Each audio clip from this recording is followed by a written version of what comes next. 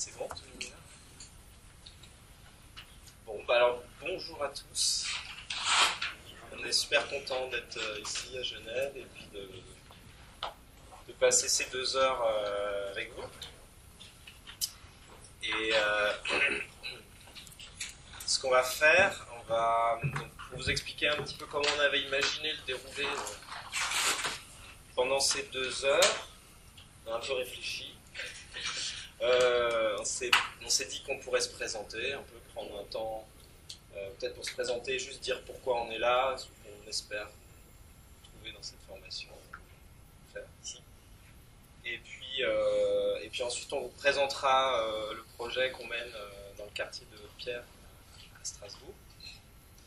Et puis, donc l'idée après ça, c'était de faire Bon, n'hésitez pas en permanence à poser des questions ou à nous arrêter si vous avez envie de réagir à quelque chose, c'est pas du tout figé. Et puis ensuite, peut-être des questions a posteriori qui vous viendraient. Et puis, ce qu'on voulait vous proposer après, c'est d'essayer d'interagir ensemble. Alors, le format de la salle s'y prête pas forcément très bien, mais on va se débrouiller, on fera comme on peut avec l'espace. On va essayer de le modifier peut-être un peu. Et du coup, après une courte pause, peut-être un peu informelle, où on pourra discuter, on pourra aborder 1 ou 2 questions et essayer. On a un petit jeu, enfin une espèce de dispositif qu'on avait expérimenté déjà sur un autre projet pendant les 48 heures de l'agriculture urbaine et qui est un moyen de débattre autour de 2 questions qui nous semblent centrales et peut-être propres aux expériences qu'on mène et un peu particulières. Et peut-être que l'idée c'est de voir en quoi ça croise vos problématiques et puis de dialoguer, de parler quoi. Autour de ça. C'est ça. Est-ce que ça va? Ça vous va? Alors est-ce que je commence par peut-être rapidement? Zaïmou, artiste jardinier, je serai référent des projets avec Horizon, surtout tous les projets d'agriculture urbaine, donc notamment sur la partie. Moi c'est Sophie, je suis designer spécialisée un peu dans le design de service et je commence à intervenir là avec Horizon. J'ai travaillé un peu avec eux sur la question des jardins surtout et là je suis en service civique dans leur association pour les prochains mois. Voilà. Alors, bonjour, moi c'est Yann Coiffier, je suis urbaniste, je suis membre du collectif Horizon depuis un petit moment et je suis référent de projet sur le réaménagement collaboratif du square Nicolas Appert, donc à Königshofen, à Strasbourg. Et Grégoire, et moi je suis plutôt designer de formation et artiste un peu dans tout ce qui est numérique. Et voilà, je suis à Horizon depuis sa fondation en 2009. Alors c'est pas obligé pour tout le monde, s'il y en a qui veulent pas, mais si certains veulent se présenter et juste rapidement et puis dire pourquoi ils sont là, et si ça a été déjà dit, vous pouvez passer la parole. Vous ne vous sentez pas obligé de le dire, mais si vous avez... Voilà. Alors, Mehdi, je commence par là. Ouais. Okay. Je regarde. On va faire avec le regard. Ouais, je peux peut-être juste commencer parce que je suis orthophoniste et je suis là pour enregistrer le son et les vidéos de ces ateliers. Donc peut-être que je vais me déplacer avec le micro, comme ça, voilà, vous savez pourquoi je vais faire vous. Voilà. Ça marche. Du coup, Mehdi, je suis animateur socioculturel pour le service jeunesse de la ville de Montaix en Valais. Il y en a qui, tout le monde voit où c'est le Valais? Oui, ouais. En Suisse. Et puis, moi, ce qui m'intéresse aujourd'hui, c'est de voir un petit peu ce qui se fait ailleurs. Et puis, pas forcément piquer nos idées, mais vous m'ouvrir l'esprit. Alors, bonjour, c'est Théo, je suis stagiaire en animation dans le service jeunesse de la ville de Montaix. Et je viens ici aussi pour un peu voir ce qui se fait ailleurs et puis peut-être de nouvelles choses.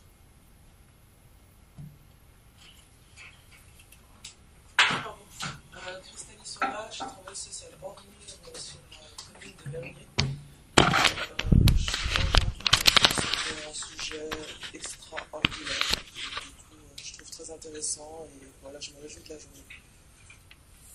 Xavier Gillot, je suis animateur socioculturel à la maison de quartier de Carouge. Voilà, je suis là pour me laisser guider un peu. Aucune attente. Je m'appelle Maëva, je suis animatrice socioculturelle pour la ville de Morges. Et je suis venue parce que notre mandat va bientôt changer, on va bientôt se déployer plus dans les quartiers, dans l'espace public. Et donc je trouvais que la thématique collait totalement avec ce qu'on va faire. Jamel, travailleur social de proximité pour la commune de Frissier. Puis je suis là purement et simplement pour la curiosité. Alors moi je suis Florence Albertini, je suis animatrice socio-culturelle à la maison des quartiers de Tonnet. Et là moi je suis pour me faire redonner un petit peu de croyance et d'énergie en ce que je fais. Donc mais j'ai pas trop d'attente non plus, ça fait 13 ans que notre maison de quartier va dans les quartiers de la commune de Tonnet. C'est une commune très difficile politiquement, et ça fait 7 ans que c'est moi qui m'en occupe avec un collègue. Et du coup, ouais, on a besoin d'idées, mais on a aussi besoin de se réconforter pour penser que c'est possible ailleurs quand même. Voilà. Pardon ? C'est Tonnet. C'est la commune qui a le plus de frontières de Suisse. La plus... Oui, oui. Et la plus hétérogène du canton de Genève. Voilà.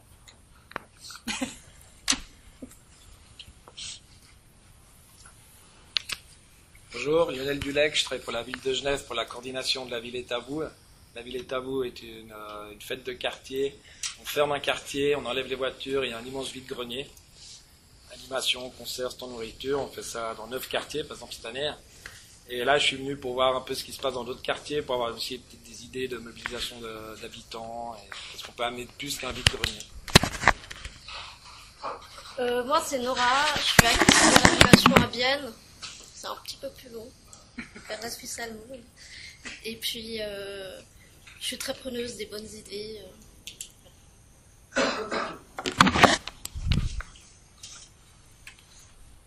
D'autres.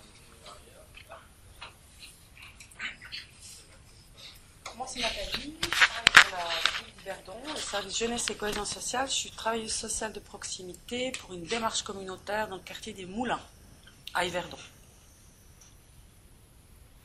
Voilà, grosso modo la même chose, sauf que je ne m'appelle pas Nathalie, mais et que je travaille pour le quartier de Pierre de Savoie, aussi comme référent communautaire.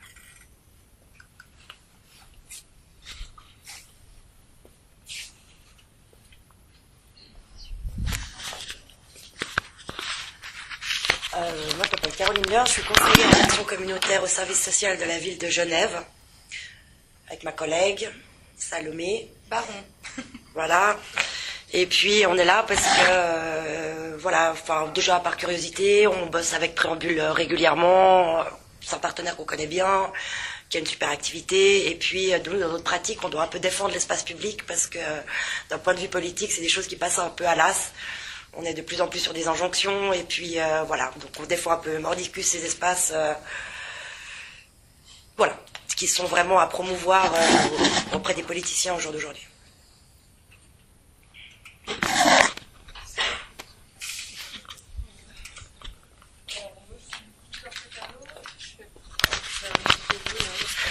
Donc moi je ne suis pas animatrice socioculturelle, je fais partie du collectif L'Amicale qui se joint au collectif Chantier Ouvert et on va donner un atelier cet après-midi.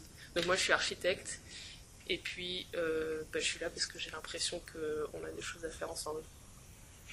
Le collectif L'Amicale, ça serait un peu plus bas rue de la Rue, il n'y avait pas une projection hier soir. Enfin, il y avait un local qui marquait L'Amicale.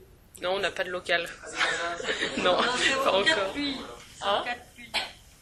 Ah, d'accord. Alors on a un local.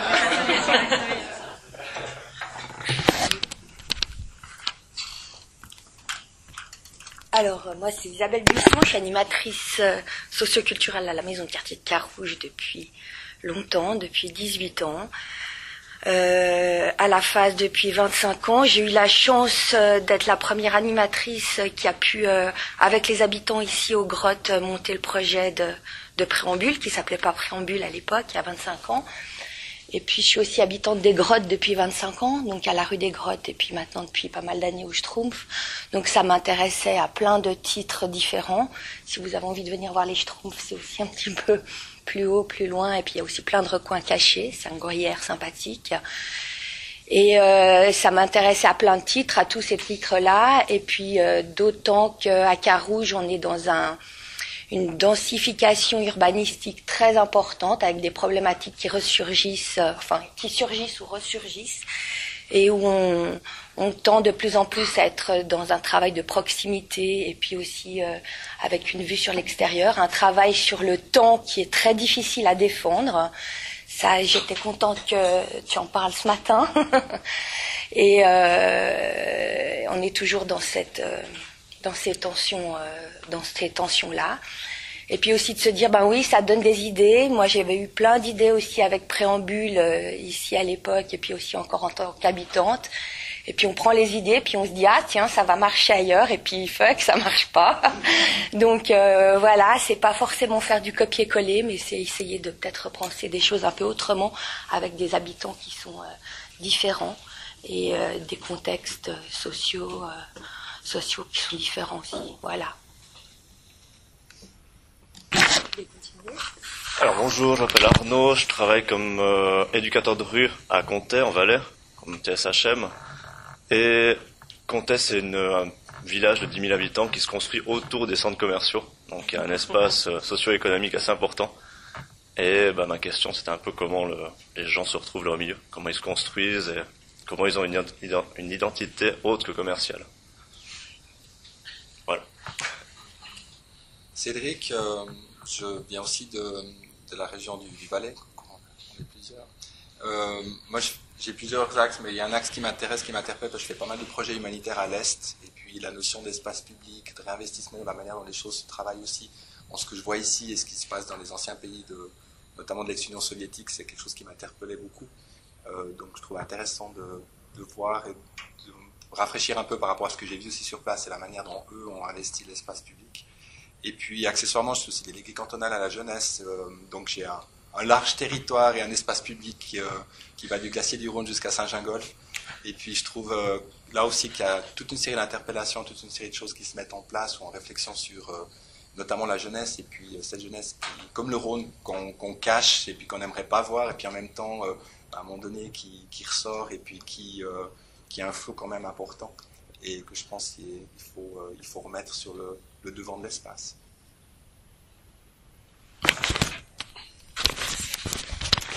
Et bonjour Barbara, moi je suis travailleuse sociale dans un espace de quartier ici dans le quartier de l'Europe, mais je viens aussi du monde du théâtre, j'ai été clown et comédienne, donc ce qui m'intéresse c'est le lien entre la culture et puis le social, et tous ces interstices dans lesquels il y a une réflexion qui se crée de manière totalement étonnante, décalée, créative. Donc voilà, ça c'est des moments et des lieux qui me passionnent, et qui sont soit hors théâtre, soit hors lieu social, mais la rencontre entre les deux pour moi est toujours étonnante. Bonjour, je m'appelle Nadia, je suis en train de finir ma formation en Beaux-Arts ici à Genève, et je suis tombée amoureuse il y a 3 ans d'un espace, un terrain d'aventure éphémère à la place du tunnel à Lausanne. Du coup, j'ai commencé à travailler là-bas comme monitrice, et je m'investis de plus en plus là-bas. J'aide aussi un petit peu dans le quartier du Vallon comme monitrice sur des projets, enfin voilà. Et je m'occupe pendant une année d'un petit espace d'art topique dans le quartier de la Servette, qui est dans le bâtiment de Picto. Et ouais, j'ai envie que ça devienne de plus en plus un lieu d'échange culturel que juste un espace d'exposition. Et du coup, je suis ici parce que je me réjouis de voir un peu ce que vous faites comme projet un peu transdisciplinaire. Voilà. Bonjour, moi c'est Hélène, je suis animatrice socioculturelle dans un centre de quartier au Bosson, Plaine du Loup à Lausanne. Et on travaille de plus en plus sur l'espace public, et puis on remarque que les gens ils ont de plus en plus ils ont du mal à se réapproprier les espaces publics. Et là, on est dans un chantier participatif pour créer un nouveau parc. Et donc voilà, je suis là pour m'inspirer et partager les expériences. Je m'appelle Jérémy, je travaille dans la même fondation qu'Hélène, dans le quartier de Grand-Venne, aussi comme animateur. Donc. C'est un quartier assez particulier parce qu'il est coupé en deux par un pont autoroutier énorme qui laisse du coup pas mal d'espace en dessous, mais qui est inutilisé pour l'instant. Et voilà, je trouvais que cette formation entre travail social et urbanisme, peut-être que ça donnerait des idées d'aménagement divers. Jérôme, je suis sociologue et je travaille dans une haute école de gestion. Vous voyez ce genre d'école qui forme des futurs managers et cadres. Et puis dans ce cadre-là, en fait, dans cette école-là, il y a un institut donc qui s'occupe beaucoup de développement régional, où on a des mandats notamment avec des collectivités publiques. Alors j'ai des collègues qui font des enquêtes, qui essayent de développer au niveau comment attirer des entreprises, etc. Puis moi, je crois beaucoup dans l'espace public. Ce n'est certainement pas étranger au fait que je fais du skateboard depuis bientôt 30 ans. Et puis, justement, dans ces questions-là de l'espace public, et notamment en lien avec le skate, je mène depuis 2 ans un projet de construction participative d'un skatepark au Locle, dans le canton de Châtel. Et puis, c'est vraiment ce genre d'activité qui me plaît beaucoup. Et puis, quand une animatrice socioculturelle de la ville du Locle m'a parlé de ces journées, j'ai sauté sur l'occasion. C'est vraiment tout ce genre de projets qui m'animent et qui me font vibrer vraiment. Voilà.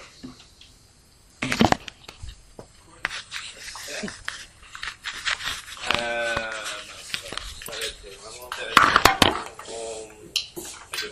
On a noté un peu des angles, des choses qui reviennent. Alors, est-ce que si je me mets là,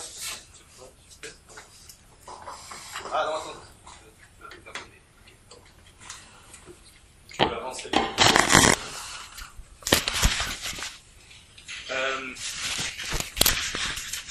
Alors, le projet qu'on mène depuis 2009 sur ce quartier de Haute-Pierre, c'est l'idée qu'à un moment où il y a eu un changement fort dans ce quartier, qui a été son anniversaire, les 40 ans du quartier, et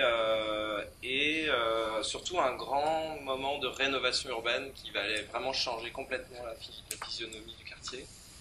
En tout cas, une partie du quartier, parce qu'il y a 3 mailles sur les 5 principales qui ont été entièrement rénovées et dont la structure a été profondément changée.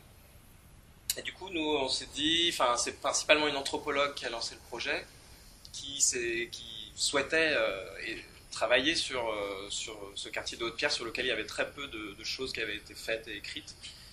Et en tant qu'anthropologue, en tant que chercheuse, elle s'est demandé quelle pouvait être la manière, la posture, la manière de faire qui pouvait éviter certains biais ou certaines difficultés pour rentrer dans un terrain et travailler sur ça.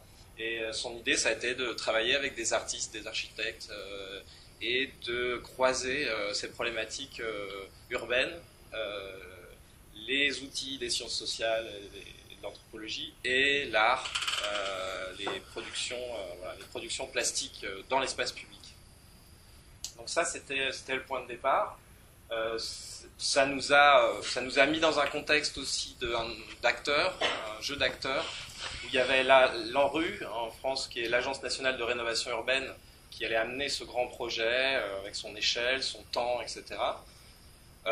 Nous, un petit peu arrivant sur le quartier, un peu extérieur, étranger, débarquant, et puis toutes les structures en présence sur Haute-Pierre, les associations d'habitants qui étaient là depuis 20 ans, un centre socioculturel, plein de gens et d'énergie en présence sur ce quartier. Et c'était, essayer de raconter un peu comment ça s'est passé. Le croisement des disciplines, donc on l'a vu juste peut-être on peut revenir sur cette transdisciplinarité dont on parle. Ça, c'est simplement pour donner une idée des projets qui ont été lancés au croisement de ces disciplines, qui étaient principalement au début des résidences d'artistes dans l'espace public, en coproduction avec les habitants et en collaboration avec des structures partenaires sur le quartier. Et puis après, il y a eu tout un travail de l'articulation aussi de la recherche et de comment on le montrait dans le cadre d'expositions où on a fait, en plein hiver, on a fait tout un travail sur 40 ans de vie artistique et culturelle du quartier, où on a collé des énormes affiches sur les murs qui reprenaient, enfin qui remettaient en valeur tout ce qui s'était passé dans le quartier pendant 40 ans. On a parfois l'impression qu'il ne se passe pas grand-chose alors, pour préciser, Haute-Pierre, c'est un quartier périphérique de Strasbourg, qui est un quartier populaire, qui est dans le cadre des quartiers qu'on dit prioritaires de la ville en France, qui sont des quartiers dans lesquels les problématiques socio-économiques sont assez importantes. Et donc c'était une manière de montrer que finalement il y a une vivacité culturelle, créative, il y a beaucoup d'associations, et le condenser 40 ans de ces actions, c'était très impressionnant et valorisant, et on l'a fait de manière vraiment très très grand format. Et voilà, c'est ce genre de travail qui est à la frontière entre l'installation artistique, la recherche et un travail de mémoire aussi au début qui a été vraiment important sur le quartier. Et puis ça a donné petit à petit des aménagements participatifs, c'est-à-dire que vu que les questions qu'on posait c'était de l'ordre de l'aménagement du cadre de vie, ça prenait des formes artistiques, mais l'idée c'était quand même de petit à petit poser la question de la rénovation urbaine, poser la question des transformations qui étaient en cours, et proposer éventuellement, pour pas dire des alternatives, mais en tout cas des propositions parallèles à d'autres échelles que la grande échelle du projet urbain, et qui permettaient à cette échelle-là d'aller plus loin dans la question de la participation des habitants et de la coproduction de ces projets. Parce que ce qui fait la spécificité un peu par rapport à d'autres collectifs, peut-être que vous verrez, parce que demain vous aurez l'opportunité de rencontrer d'autres projets. Ce qui fait un peu la spécificité d'Horizon, c'est le fait qu'elle est ancrée sur ce quartier de Haute-Pierre. On fait des actions maintenant un petit peu, on commence à faire des choses dans des quartiers à côté de Haute-Pierre, mais on est vraiment quand même très très ancré et sur un très très long terme. Donc cette question de la temporalité qui était posée tout à l'heure, pour nous elle est essentielle. On voit très bien que dans les actions qu'on a menées, la qualité que l'action prend au bout de 3-4 ans, et que si on l'avait arrêté la première année, l'intérêt aurait été très très faible. Surtout dans des lieux dans lesquels la confiance est complètement brisée. Il faut dire que là, il y a à reconstruire énormément. Et si on ne se donne pas ce temps, alors nous on le prend, et on prend le risque de le prendre, c'est-à-dire que c'est vrai qu'on n'a pas les moyens de le faire vraiment, mais on le fait quand même. Mais ça pose la question de sa propre mise en risque et en fragilité. Je veux dire un peu. Voilà. Alors, ça c'est donc, il y avait ce caractère du temps et voilà, local et durable, un peu ces deux choses-là. Et puis cette idée aussi qui est hyper importante pour nous, qui est de faire avec ce qui est en présence, quoi. Vraiment, pour se mettre un peu en porte-à-faux de cette idée aussi qui vient parfois avec les projets de rénovation urbaine, dans cette idée d'un remplacement, où on va solutionner les problèmes en venant apporter d'autres populations, et en évitant finalement la vraie question et en la repoussant, quoi. Donc ça c'est un des trucs, valoriser, on parlait des jeunes, la place des jeunes notamment dans les projets, a fait qu'en retissant ces confiances, on voit la puissance qu'il peut y avoir et les ressources qu'il y a chez certains publics qui sont aussi évités. Au lieu de faire avec, on a tendance à se dire, bon, si on peut faire qu'ils ne soient pas là, c'est mieux, et on sera tranquille, quoi. Donc ça, c'est vraiment pas notre truc. Voilà. Donc si on passe bon, ça c'est un peu la ouais. Et donc on va vous montrer quelques... Bon, ça c'est un peu le circuit, cette idée d'être aussi entre les structures qui sont là depuis très longtemps, les centres socioculturels, etc., et les associations d'habitants qui sont là depuis très longtemps, les élus d'un côté, et puis ces acteurs qui viennent parfois faire des one-shots ou des actions artistiques. Qu'est-ce qu'il peut y avoir comme entre-deux, en fait, dans ce schéma-là? Et nous, on essaye de se positionner un petit peu, justement, dans cette médiation-là, dans cette espèce d'entre-deux,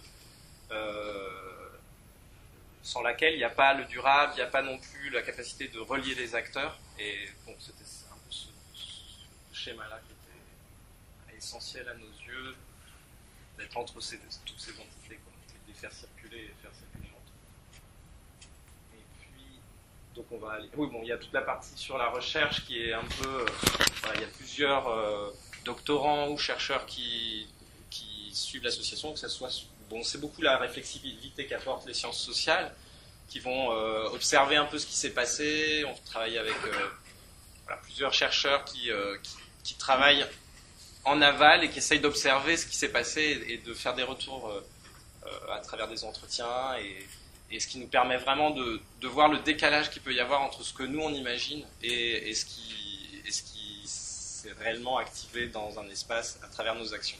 Et souvent on voit que c'est pas tout à fait raccord. Voilà, donc ça passe par des publications, un travail de cartographie aussi, beaucoup. On trouve des formes qui sont entre le graphisme et bon, l'idée c'est de retranscrire des entretiens. Là par exemple, ça c'est des cartes de parcours de vie. Et en fait, je reviens sur la carte, là l'idée, c'était vraiment un travail collaboratif, c'est-à-dire qu'il y avait un graphiste du quartier, un jeune du quartier qui a inventé tous les signes graphiques qui représentent les parcours de vie. Là où ils sont, quelle est l'activité qui s'est passée à cet endroit-là. Et c'était pour déconstruire aussi cette idée qu'il n'y a pas de mobilité dans les quartiers populaires, que les gens, limite, ils naissent et ils meurent, alors qu'en fait, il y a des parcours de vie qui sont très complexes, des entrées, des sorties, des retours, des départs. Et ça, on l'a fait sur une trentaine de personnes qui ont joué ce jeu de raconter. Et ensuite, avec un jeune graphiste du quartier, il a donné une forme à ce truc-là qui permet de le rendre plus attractif et visible. C'est cette idée aussi de rendre la recherche de nouveau partageable et par des formats qui sont variés, quoi. C'est ce que l'art apporte aussi. Voilà, bon,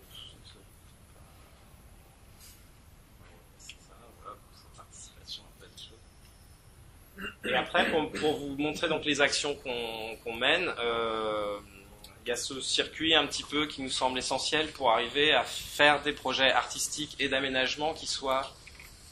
on essaye de s'approcher de cette logique de quelque chose qui soit réellement coproduit et réellement co-construit, ce qui est vraiment difficile et on ne l'atteint pas du tout complètement.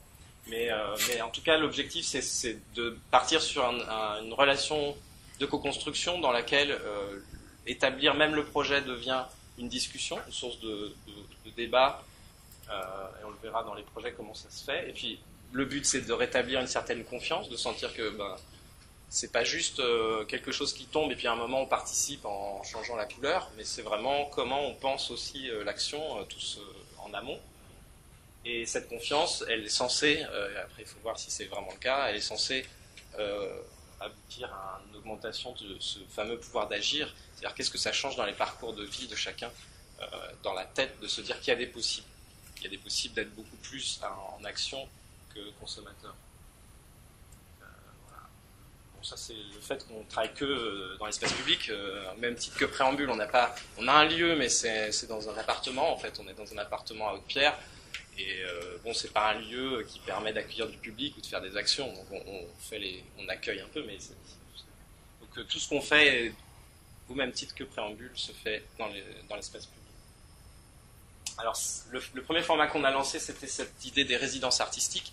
Pour nous, c'est ça qui crée le point de départ, et c'est vraiment un objet de passage, l'art, enfin les objets artistiques, qui permet de faire de récolter finalement des données, des informations, d'échanger, de dialoguer sur des sujets importants, et qui crée de la matière après qu'on peut faire aller sur d'autres terrains.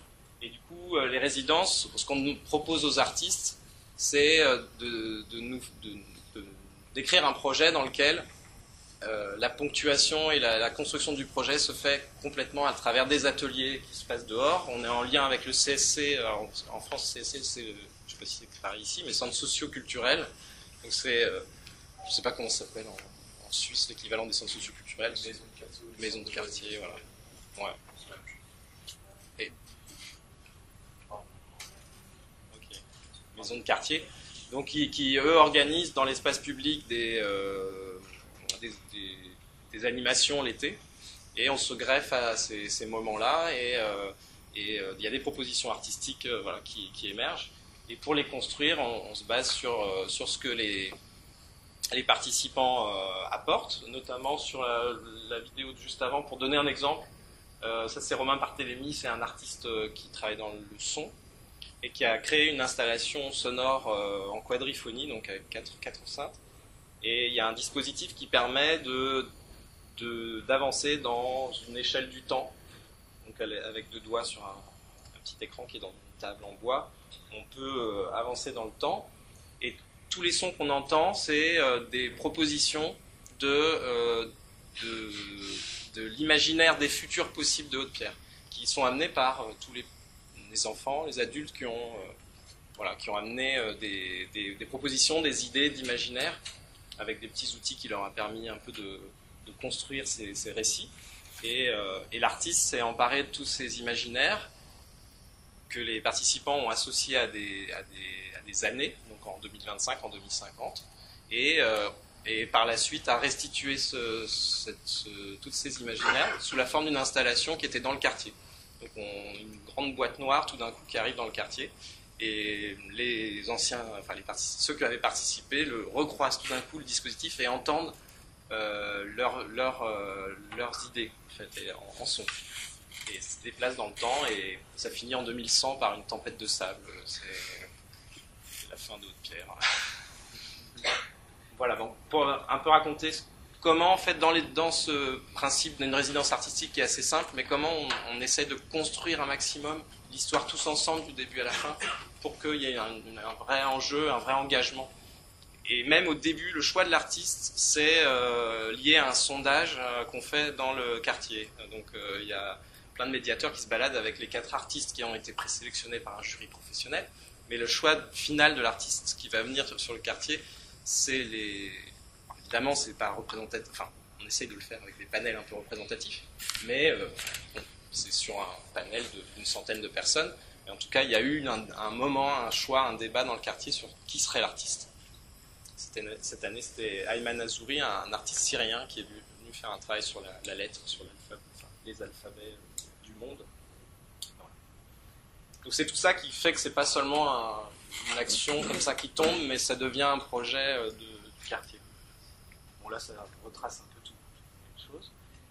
Et en fait, ce qui s'est passé, c'est qu'au bout d'un moment, tout ce travail artistique s'est incarné. Il y a eu une proposition de faire un projet sur une place, et là, tout ce que nous on émettait sur la question du cadre de vie, toutes les idées qui pouvaient venir, et on disait oui, même par rapport à la rénovation urbaine, on était un peu parfois critique, où on disait pas bien, pourquoi vous faites tel ou tel choix, pourquoi les habitants ne sont pas un peu plus intégrés dans la réflexion dès le début.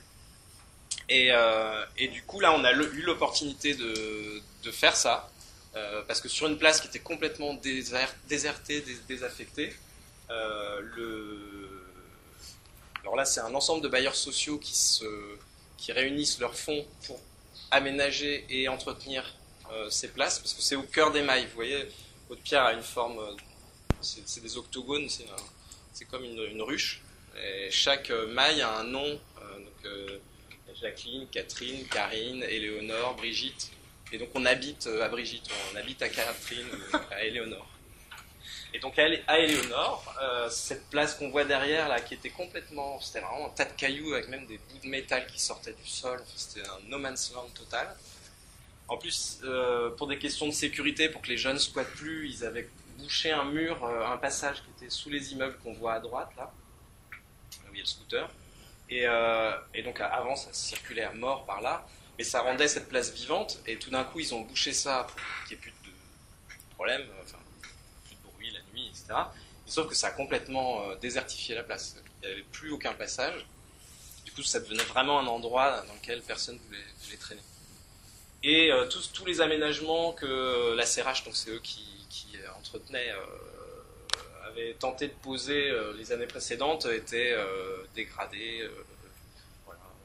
Et ils en avaient un peu marre de se dire, bon, on va recommencer, remettre encore de l'argent comme ça, sans fin dans ce truc. Est-ce qu'il y aurait d'autres possibilités? Qu'est-ce qu'on pourrait faire d'autre? Et du coup, dans le cadre d'un atelier territorial des partenaires, alors ça c'est à Strasbourg, c'est une instance dans laquelle toutes les acteurs associatifs locaux. Les forces vives se regroupent autour de questions, notamment l'espace public, les espaces partagés. Et c'est un des organes de démocratie locale, on va dire. Et c'est vraiment plutôt les associatifs qui se mettent ensemble sur des questions et qui cherchent à faire des projets, à innover un peu. Et c'est dans ce cadre-là que cette question s'était posée. Et on nous a sollicité en disant, ben voilà, il y a cette somme, qu'est-ce que vous pouvez faire avec ça et comment vous le feriez?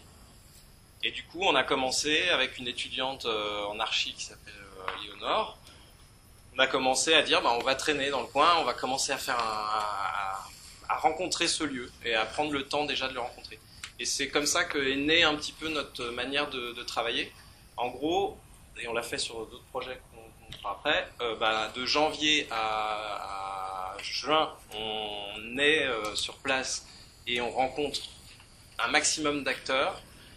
On met en place des outils un peu attractifs, un peu ludiques pour essayer de récolter un maximum de données, d'informations, de comprendre ce quartier, ses usages, cette place, qu'est-ce qui s'y passe, etc. Et à partir de juin, donc l'été, après c'est ces fameux chantiers ouverts qui démarrent et où le bois est livré et puis tout le monde participe à la construction, à la construction des espaces. Donc là, c'est ce qu'on voit quand je parlais des jeunes, des publics, de jeunes adultes de la place. Là, on voit effectivement la mise en action de tout le monde autour de la création d'une espèce de grande pergola qui devait accueillir, qui accueille des balançoires. Et ce qui s'est passé, alors dans le jeu d'acteurs, ce qui était intéressant, c'est qu'il y avait une association locale qui est là depuis 20 ans, qui s'appelle AMI, Animation, Médiation, Insertion, qui a été vraiment un des acteurs du démarrage du projet. Il y avait la ville forcément qui était là qui avait organisé les ATP, et puis la CRH. Et donc tout ce jeu d'acteurs, et puis nous qui venons un peu plus comme ça sur le projet. Donc là on voit un petit peu ce que ça a donné à la fin de la première année. Ça c'était le premier chantier qui a donné ça. Et là, alors dans ce jeu d'acteurs, il y a eu, on pourra y revenir, mais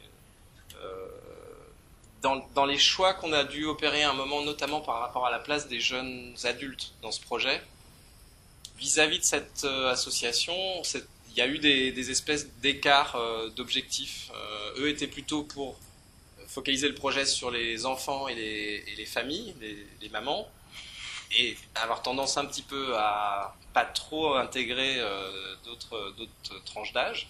Et nous, on s'est tout de suite dit que si on faisait ça, ça risquait de mettre en péril le projet, et puis qu'il y avait autant de raisons d'aller voir les jeunes adultes qui utilisent cette place que les autres. Et ça a créé une première dissension un peu dans le jeu d'acteurs. Et ce qui a très bien marché au début avec cette association AMI, avec les tout jeunes, avec lesquels on faisait on appelle ça des labos bricots, c'est des sortes de préfiguration du projet, un samedi dans le mois, avant de faire le vrai projet. On ramène des palettes, des outils, des matériaux, et on teste en fait. On fait des petits bancs qui tiennent un peu pas trop la route, des petites tables, des choses comme ça, et on regarde comment elles sont appropriées. On les laisse traîner dans le quartier et puis on les voit bouger en fait. Est-ce que c'est les jeunes qui les ramènent sur le parking de l'autre côté, qu'est-ce qu'ils en font, etc. Ça nous a permis aussi d'observer vachement les usages. Et puis voilà. Et du coup, on a répondu aussi aux envies de ces jeunes adultes avec des barres de traction, des choses. Donc ils nous ont poussé à faire certaines choses qu'on n'aurait pas imaginées. On les a fait, on est allé vite pour le faire. Et ça les a vachement mis en confiance. Ils se sont dit, enfin, on voit quelqu'un, il dit un truc, on le réfléchit ensemble, et à l'été, c'est fait, quoi. Alors que d'habitude, c'est toujours le terrain de foot que vous aurez dans 150 ans, puis il n'est toujours pas là. Et donc, au bout d'un moment, ils n'écoutent même plus les politiques, et ils disent, oui, parlez-moi, de toute façon, ça fera comme d'habitude, il ne se passe rien. Et puis... Donc c'est ça, cette espèce de mise en action directe. Voilà, donc ça c'est après toute une phase autour de la signalétique aussi sur le lieu. qui a été faite avec un Fab Lab, et là c'est carrément un papa du quartier qui a accompagné des jeunes au Fab Lab pour faire la signalétique du parc. Et ce raccord toujours avec l'artistique. Là, on voit après une résidence d'artistes qui était en même temps que le chantier de la place, et donc qui amène à interroger et à faire un jeu de réponse. Là, c'était un journal mural qui se créait en temps réel avec un collectif qui s'appelle Trame Ordinaire, et ils récoltaient des paroles sur le chantier, des photos que les gens ramenaient, etc. Et en temps réel, ils ajustaient, ils rajoutaient des trucs, des phrases. Et ils font un super travail graphique. Et ça, c'est un énorme levier pour vraiment donner de mettre en image ce qui s'active sur une place, et faire que ceux qui n'y participent pas aussi le lisent et en ont une espèce de restitution. Donc il y a pas mal de collectifs de graphistes qui travaillent dans ce sens-là aujourd'hui, Trame Ordinaire, ou Ne Rougissez Pas, ou des collectifs comme ça qui bossent beaucoup sur cette mise en mots dans l'espace. Là, c'est des bancs qu'on a rajoutés parce que justement les jeunes aussi squattaient sur ce banc en béton, et on a recréé des assises. Et puis il y a tout l'aspect convivialité qui est lié au projet, qui est hyper important, qui vient rythmer avec des moments festifs qui sont co-organisés avec tous les acteurs et les gens du quartier. Et voilà, ça c'est une inauguration de la 2e année. Et puis des moments qu'on partage et qui sont vraiment à l'initiative des publics sur place. Et ça a donné lieu à un autre projet qui est sur un autre quartier et dont Yann s'occupe. Donc du coup, le contexte. Donc là, on n'est pas du tout sur Haute-Pierre. Enfin, on n'est pas très loin. On reste dans les quartiers ouest de Strasbourg.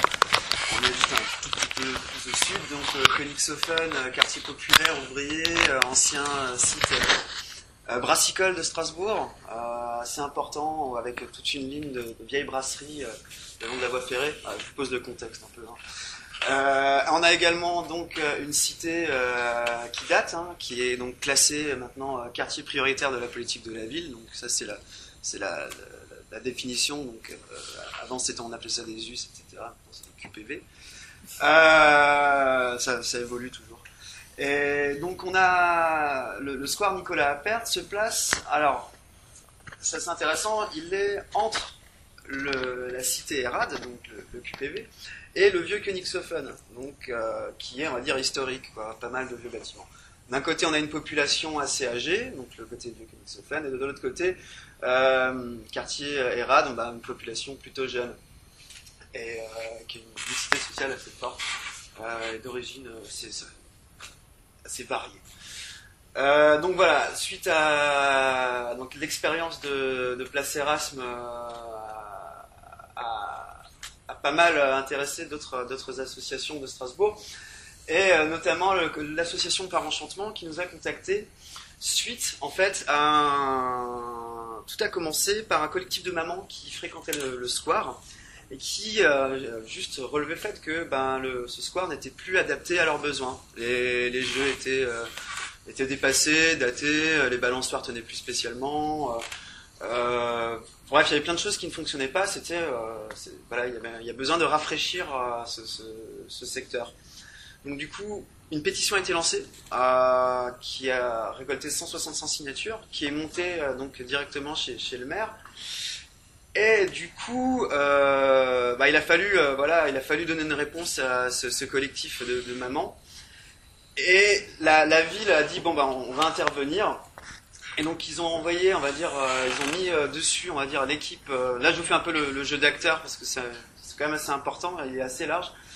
Ils ont décidé de mettre en lien l'équipe du parc naturel urbain de Strasbourg, qui est en fait dans le secteur vraiment, c'est le même secteur que Königshofen. Et donc Béatrice Pipard, qui est la chef de projet donc du PNU, a décidé d'intégrer le square dans son projet de parc naturel urbain. Donc du coup, ils ont rattaché le square et du coup, ça permet de lancer un programme de renouvellement en fait ou de réhabilitation du parc. Et En parallèle, donc ce collectif de mamans travaille aussi en lien avec l'association Par Enchantement, qui fait donc le relais habitant. Nous, on intervient, du coup, pas comme prestataire, mais on va dire comme... on n'est pas prestataire parce que c'est pas une commande, mais on intervient en fait pour aider au montage, on va dire, du chantier participatif ou collaboratif. Donc, à partir d'octobre cette année, on a commencé, on a monté notre projet, donc le calendrier d'aménagement en fait fonctionne en 3 temps. De septembre à décembre, c'est la phase qui est de la récolte de données. Donc, la récolte de données, nous, ce qu'on fait, c'est les meilleurs experts du territoire sont forcément sont les usagers. Donc, du coup, on a décidé de mettre en place une tente familiale quechua, une fois par semaine, pour du coup et sortir nos outils en fait de récolte de données, donc, questionnaire sur tablette ou sur téléphone. Cartographie participative et du coup en fait c'est un temps convivial, donc on invite on va dire les usagers du square à nous rencontrer et à échanger sur le projet, à commencer à réfléchir ensemble. Nous d'un autre côté ça nous permet de récolter de la donnée et puis commencer à préparer les choses pour la deuxième phase du projet qui est donc de janvier à mars, qui est donc la co-conception en fait des aménagements. La phase 1 est très importante puisque c'est celle qui va créer, on va dire, le socle humain, qui est, on va dire, le pilier numéro 1 du projet. Sans ça, en fait, on peut pas faire grand-chose et on peut être quasi sûr que une fois qu'on aura construit des aménagements, ceux-ci ne tiendront pas dans la durée. Il faut avoir, on va dire, un socle habitant assez fort. On a toujours des moteurs, en fait, qui sont là, qui seront là, on va dire, le noyau dur, qui participeront à chaque fois, qui viendront à chaque bivouac, et qui du coup seront moteurs plus tard. Et c'est une étape assez importante qui est vraiment pas à négliger vraiment dans le projet. J'en étais où? Alors du coup oui, alors on a les bivouacs en fait, ceci ça reprend l'idée, hein, c'est pas nouveau, hein, c'est le concept un peu de permanence architecturale qui en ce moment apparaît, depuis un moment en fait, apparaît un peu partout. Et donc ça, il y a le temps, le bivouac, donc une fois par semaine, et on a aussi le super bivouac. Alors ça c'est une fois tous les 3 mois ou 2 fois tous les 6 mois, je sais. Et donc là, c'est un temps, on va dire, convivial, qui est pas vraiment dans la récolte d'informations, de données, dans le travail. C'est plus dans quelque chose d'un peu plus dans l'événementiel, mais aussi dans le test de nouveaux usages. Donc pour le premier super bivouac, parce que là c'est tout neuf, on vient de commencer le projet depuis juin. Les bivouacs ça a commencé en octobre. Là on vient de faire le premier super bivouac donc le 31 octobre, donc c'est tout frais. Voilà, après avoir récolté les premières données, il y avait vraiment une envie de faire apparaître un cinéma éphémère sur le square. Il y avait des gens qui nous disaient bah ouais mais alors, nous le cinéma il y en a pas dans le coin, les cinémas de quartier ça n'existe plus de toute façon, ça a totalement disparu au profit des grands groupes. Et donc là c'est dit bon bah ok on va remettre un peu en place un petit cinéma de quartier juste en essayant pour voir. En parallèle on a dû mettre un bras zéro parce qu'il faisait super froid. Et en parallèle, le reste de la journée, l'après-midi, on a fait une disco soupe, donc récupération de fruits et légumes le matin, donc les invendus donc du marché-gare, c'est un peu le Rungis strasbourgeois. Récupérer tout ça l'après-midi, ok, le square devient une cuisine, le temps d'une après-midi, puis on cuisine tous ensemble. Ça a super bien marché, ça a permis de faire de vraiment faire du lien, quoi, et de tenir nos promesses aussi, parce que voilà, depuis quelques semaines, on était là, on a posé notre tente un peu comme des ovnis, et puis d'un coup, ok, on commence à faire des trucs et on commence un peu à animer. Voilà, donc voilà où nous en sommes actuellement. Donc après, toutes les infos récoltées vont être synthétisées puis présentées en janvier, donc ce sera l'occasion d'un autre super bivouac, donc ce sera la période de la galette des rois, donc peut-être un truc autour, je sais pas, une joute urbaine, je sais pas. Et là, pareil, ce sera le démarrage en fait de la co-conception du projet. Et donc là, on va vraiment se projeter sur qu'est-ce qu'on fait sur ce square, quel type de mobilier, quel périmètre. Le périmètre est plus ou moins défini pour le moment, mais il reste toujours à flécher, toujours certaines zones. Là, la convention sur laquelle la ville sur laquelle on travaille avec la ville, elle est que définie sur un périmètre. Mais des avenants peuvent être ajoutés pour, on va dire, agrandir ce périmètre. Donc ça, ce sera, on va dire, à partir de janvier à mars, conception. Et puis de mars à juin, on passe vraiment dans le dur du projet, donc la co-construction. Et ça, c'est l'année numéro 1. Après, voilà, il faut rester sur place. L'avantage aussi, c'est la suite du projet, donc l'association Par Enchantement, qui est un relais habitant très fort et implanté sur le quartier de Königshofen depuis plus de 10 ans. Du coup, est un relais nécessaire en fait pour la suite et la gestion post-projet, pour, on va dire, la continuité. Si on continue ces opérations-là, si on continue l'aménagement et on commence à s'étaler encore plus. Et voilà. Je sais pas si j'ai été clair, j'espère que ça va. Le silicone ? Non, l'école. Oui, pardon, oui, l'école. Ah oui, c'est vrai que j'ai oublié, il y a un autre acteur super important. L'école des Romains. En fait, le square, il jouxte une école, vraiment, gros groupement scolaire. Et donc l'école, c'est un de nos acteurs, fait partie du premier cercle, c'est du noyau dur. On a 11 écoles qui participent, 11 classes qui participent au projet et qui ont comme travail de récolter donc également de la donnée, quoi. Donc il n'y a pas que nous sur le terrain. En fait, l'idée c'est que de manière, on va dire, un peu virale, toutes les outils de récolte peuvent se diffuser en fait auprès des usagers du square, et puis à la fin on récolte juste le tout et on met ça en forme aussi. Donc il y a l'idée de monter un véritable système d'information géographique, un SIG, pour avoir de la donnée, on va dire, pas brute mais exploitable, et qui peuvent aussi servir d'analyse à des bilans, on va dire, plus tard en fait, bilan d'action, et puis sur 5 ans voir comment le square vit aussi. Ça peut être très intéressant de voir, voilà, au début, à l'instant T, voilà, le square vivait de telle façon. Maintenant, 20 ans plus tard, si on est toujours sur le projet, voilà comment il vit. Surtout qu'il y a d'autres enjeux assez importants, hein. On est le square, on a le tram qui va arriver d'ici l'horizon 2020.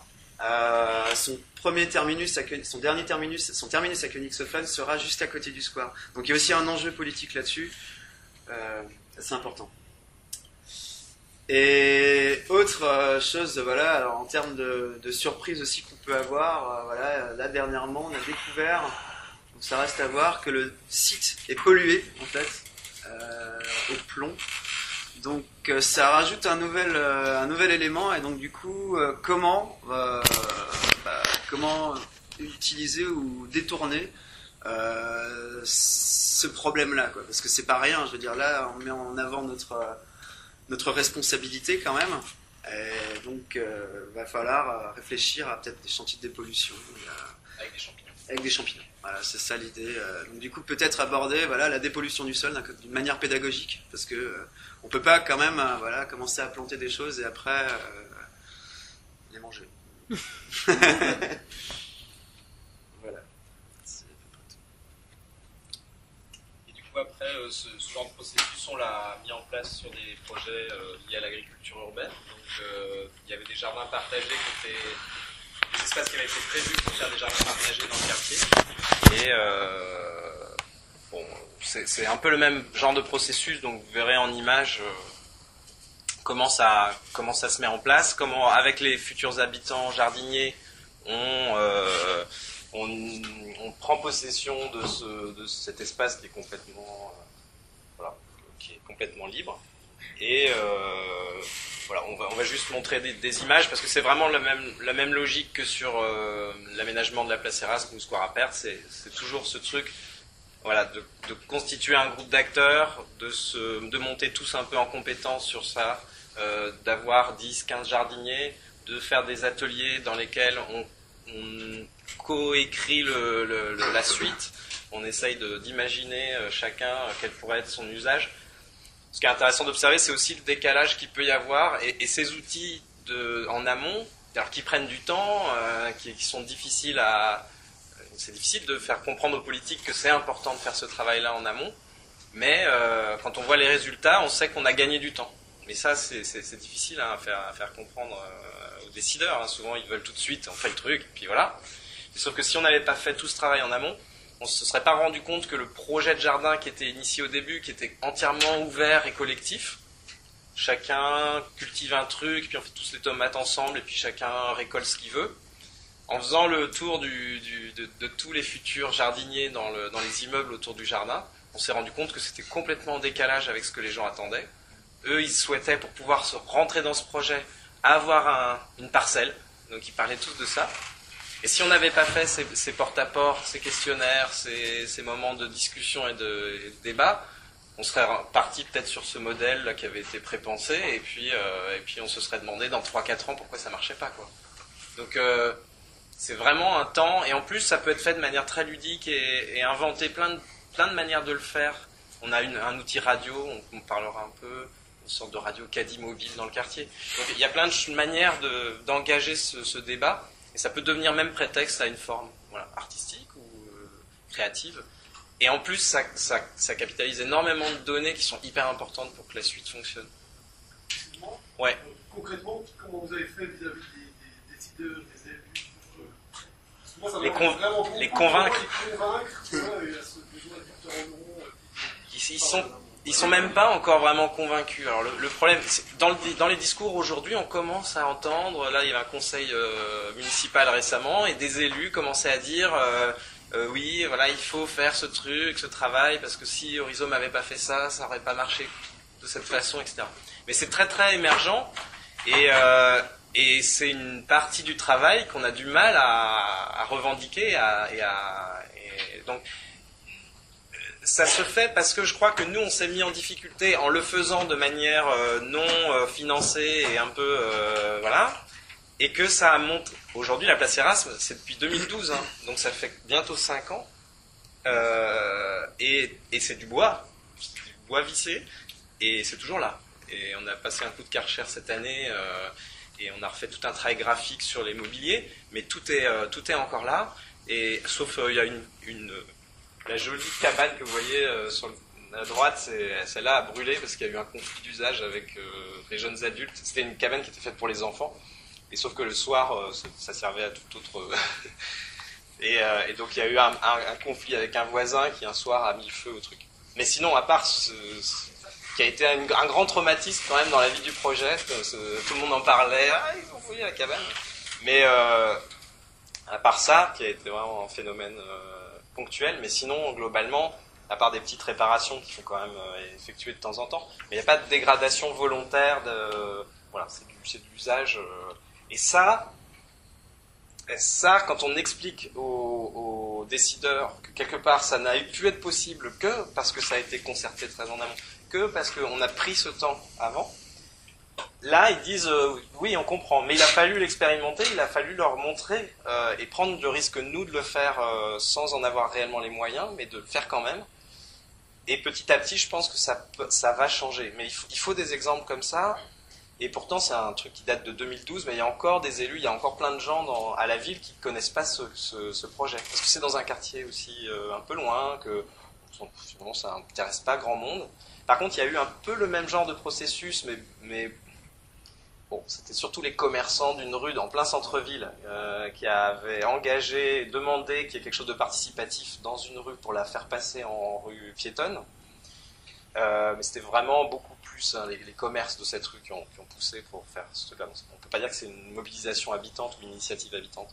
Mais en tout cas, ça a placé en plein centre-ville un dispositif un peu du même genre, et qui a aussi questionné quand même pas mal les décideurs. Mais il leur faut des preuves.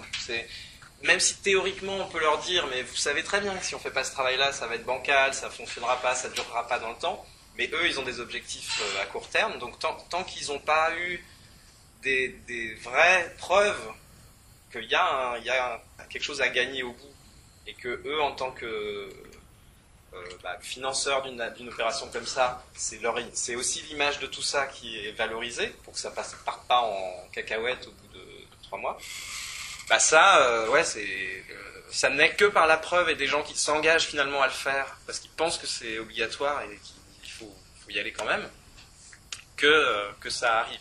Mais ça demande une certaine militance, quoi. Même sur Apert, on est encore à négocier un peu des sous, il n'y a toujours pas d'argent, mais Yann il travaille depuis des mois sans... Enfin, voilà, il y a une perspective qui est quand même d'avoir un peu les moyens pour mettre des gens sur l'affaire, mais c'est toujours une prise de risque, et c'est toujours on y va, il faut y aller, on y va, et on prend ce risque, et en faisant la preuve, à rebours, nous on espère qu'à rebours ça fera avancer les voilà. Mais bon, après, voilà,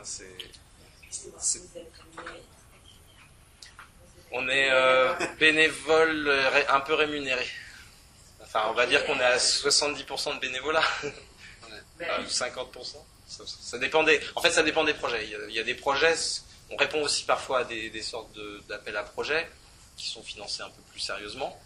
Mais la base expérimentale qui se passe à Haute-Pierre et qu'on fait avec les habitants, ça c'est une partie qui est fragile, qui est assez militante. Ouais. Mais ça porte ses fruits, c'est-à-dire qu'aujourd'hui, par exemple, il y a les élus qui reviennent nous voir, qui disent, on montrera un exemple dans une cage d'escalier aussi, où dans les espaces communs ou les espaces dans les immeubles, il peut se passer des choses aussi de cet ordre-là. Mais ouais, peut-être. Ouais, on est un peu tard. Ouais. Ouais, on va aller un peu vite pour finir. Qu'est-ce qui sur les jardins partagés, peut-être l'art au jardin. Moi j'ai vu une question avant, j'ai pas une question. C'était en termes d'habitants, c'était par rapport à ces documents. Au niveau des langues, on va avoir des problèmes. Ouais. Voilà, c'est ça. La question de la mémorisation, avoir un panel un peu plus large que les anciens, on va dire, qui parleraient la langue. Il y a parfois des traductions par les enfants, voilà. Donc dans les jardins notamment. On appelle les enfants et ils traduisent pour les parents jardiniers. Mais ça reste... Bon, après, il y a quelques cas où c'est vraiment bloquant, mais souvent ça passe par ça, une sorte de système de traduction par le réseau, par des amis qui parlent un peu mieux français, de la même communauté.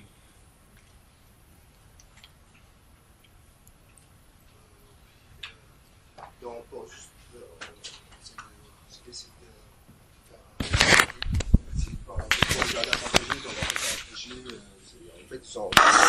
façon urbaine, ils ont prévu en fait un espace, un friche comme ça en fait clôturé pour justement implanter des jardins partagés. Donc du coup en fait nous on travaille là-dessus et un choix qu'on a fait au tout début et ça on le retrouve toujours dans nos projets, c'est l'apport de l'art en fait au projet. Donc en fait l'artiste on essaie voilà, le rôle qu'il a, c'est un rôle d'ellipse en fait. C'est pas là pour la création artistique dans le sens classique du terme, en fait, faire œuvre, mais c'est plutôt en fait faire le lien, même sortir des choses, même mettre en exergue des failles ou des qualités.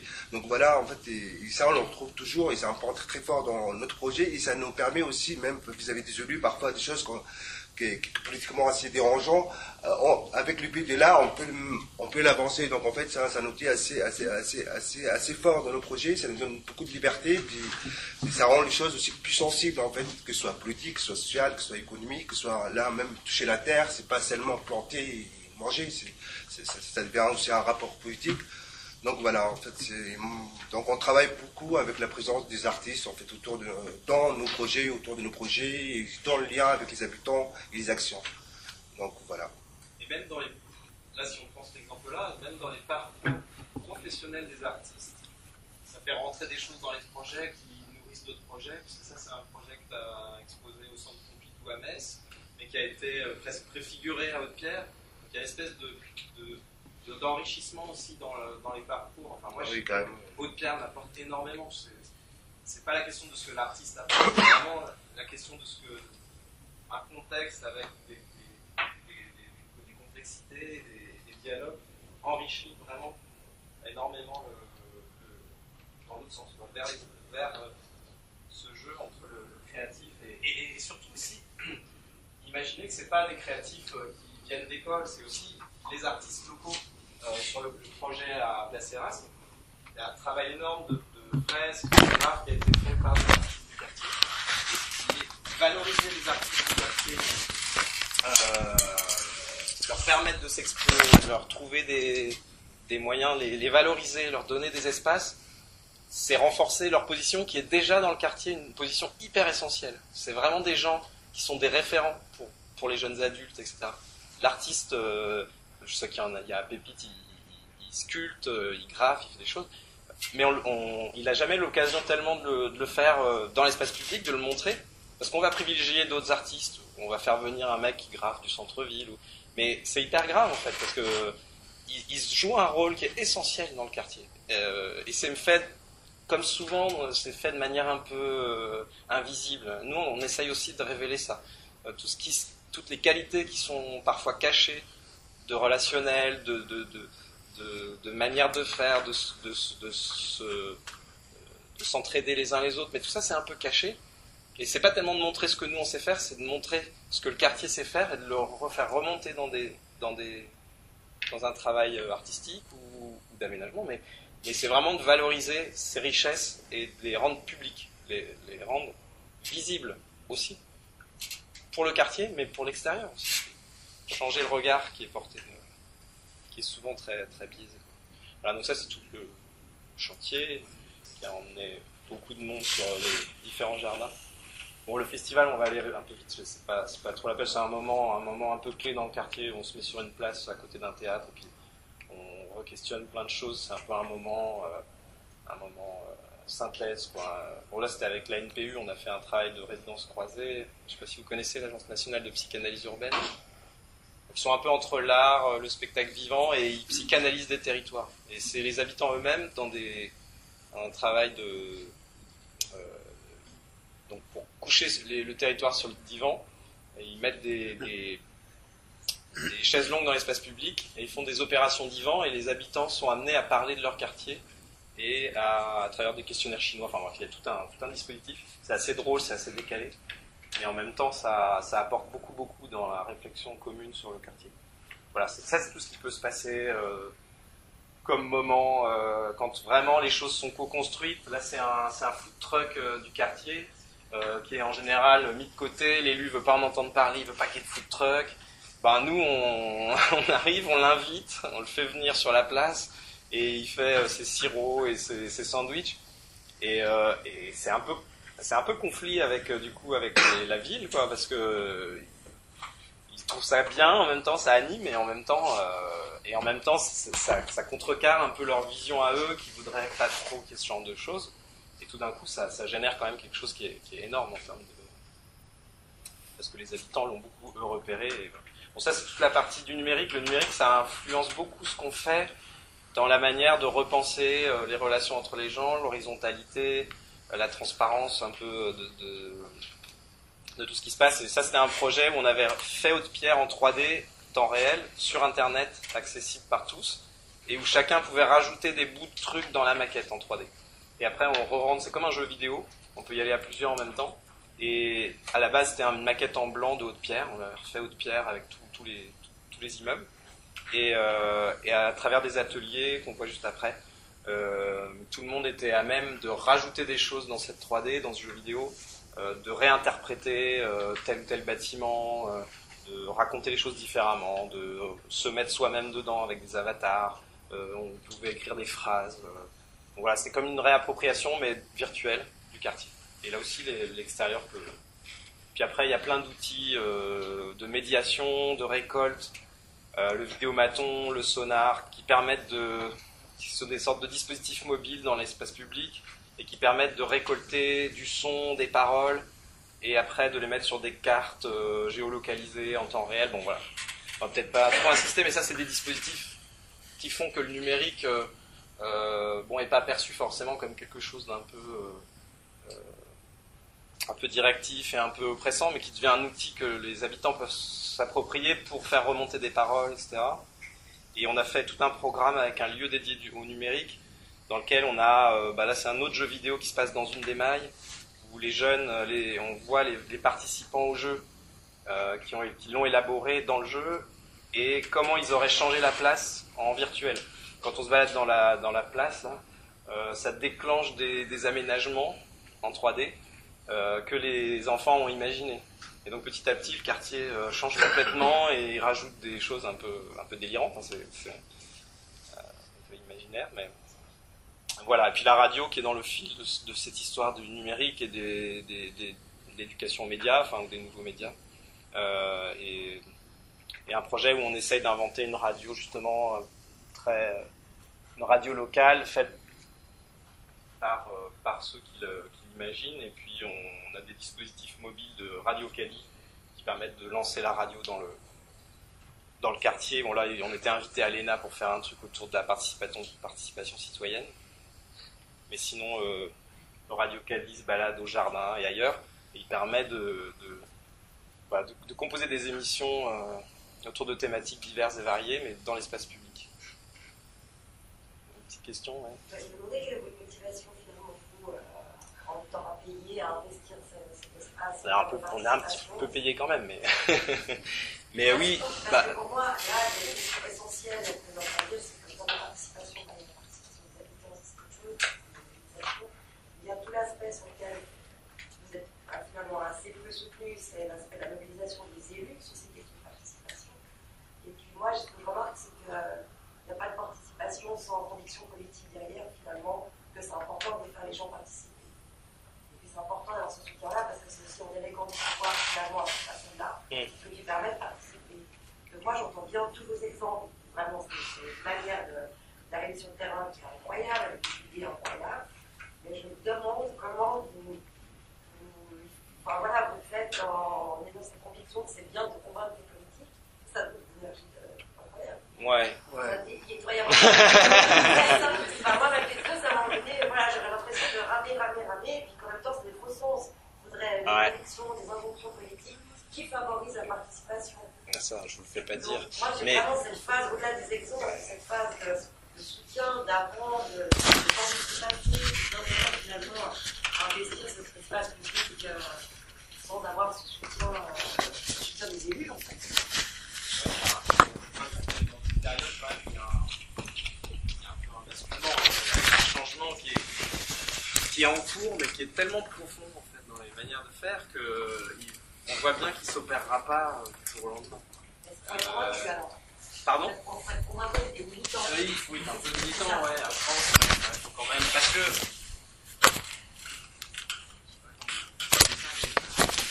c'est sûr que ça, si on parle des élus,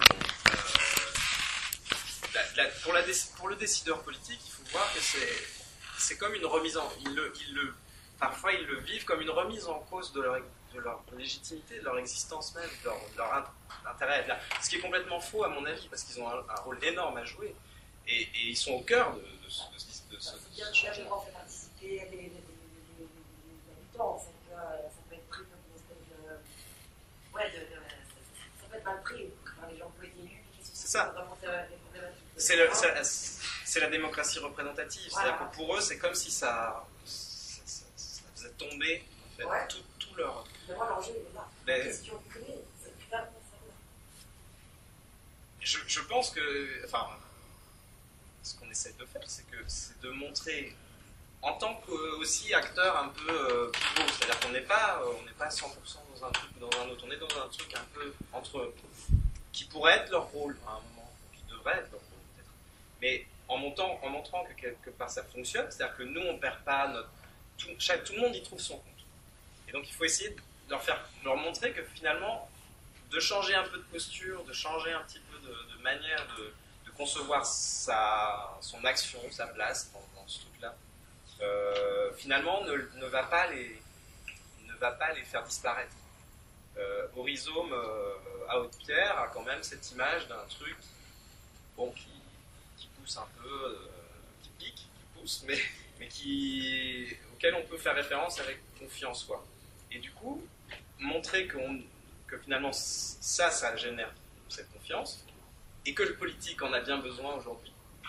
Il lui faudrait cette confiance. Il faudrait être de nouveau ce référent avec qui on peut dialoguer, débattre, construire, co-construire.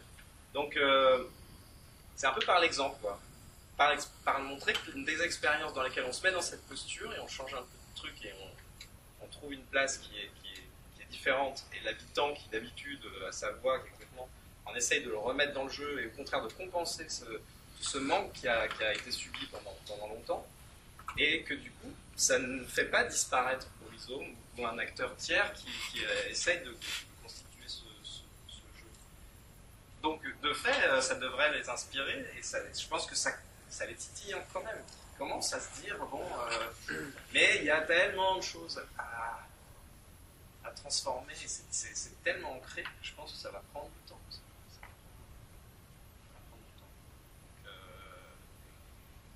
Mais non, mais je pense que ouais.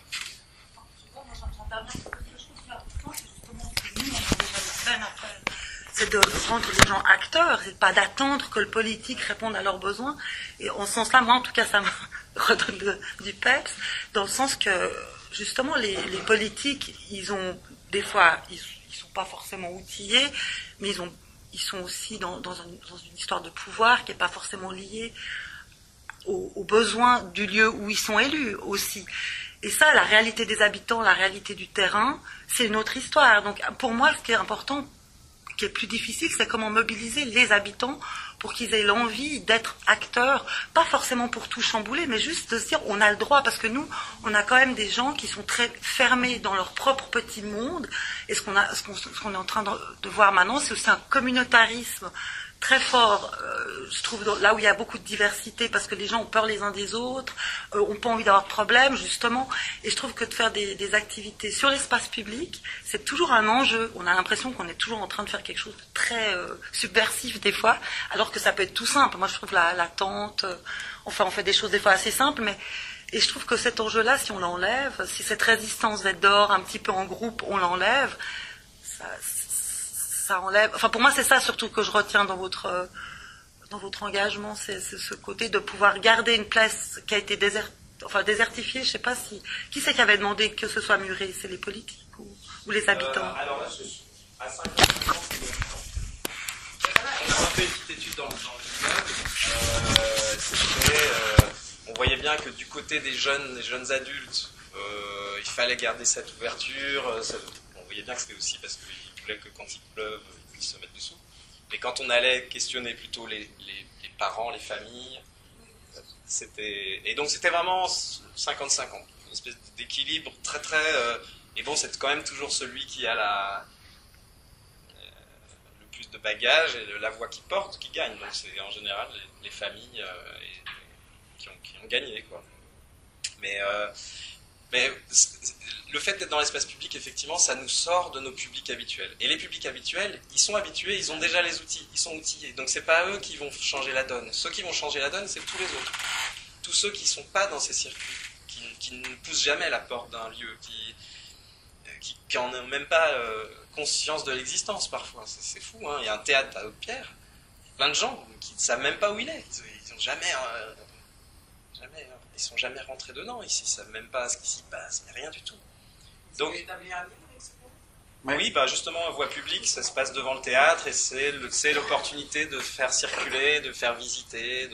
On a fait les 20 ans d'une association de femmes d'ici et d'ailleurs du quartier pendant voie publique.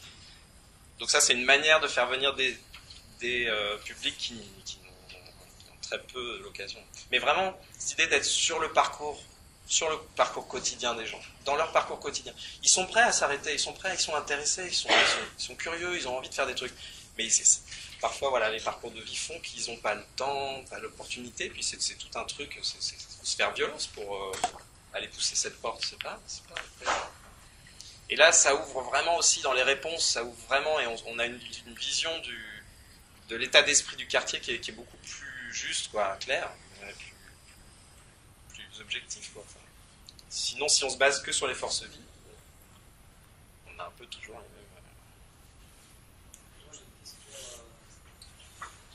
les mêmes. En fait, j'ai constaté qu'on ont un peu peur, ils créent quelque chose ensemble. Et après, vous l'avez nommé, après il y a des noyaux durs qui portent le projet. Et aussi, alors, l'idée qu'on amène, c'est de faire du participatif. Après, le noyau dur qui se crée, donc on peut les lâcher. Après, j'ai remarqué que le noyau dur, des fois, il est fermé. Il n'y a plus l'ouverture sur les nouveaux qui aimeraient venir. Et je voulais savoir si vous avez aussi un peu cette problématique ou pas. Ça devient un peu un clubbing, quoi. Au lieu de vendre du poisson, on peut apprendre à pêcher, quoi. C'est-à-dire qu'on se rend compte, par exemple, il y a un des jardins partagés à Haute-Pierre, le deuxième qui avait été créé, la Maille Jacqueline, dans lequel il y a eu une association qui a porté, bon c'était pas nous à l'époque, c'était une autre association, qui a porté vraiment le projet, avec quelqu'un d'hyper engagé, qui était là tout le temps, qui faisait tout, qui organisait les trucs, et puis quand elle est partie, parce qu'elle a déménagé, l'association a arrêté le truc, et petit à petit, au lieu de... Comme les outils n'avaient pas été donnés, et ben il y a... c'est assez drôle, il y a une habitante...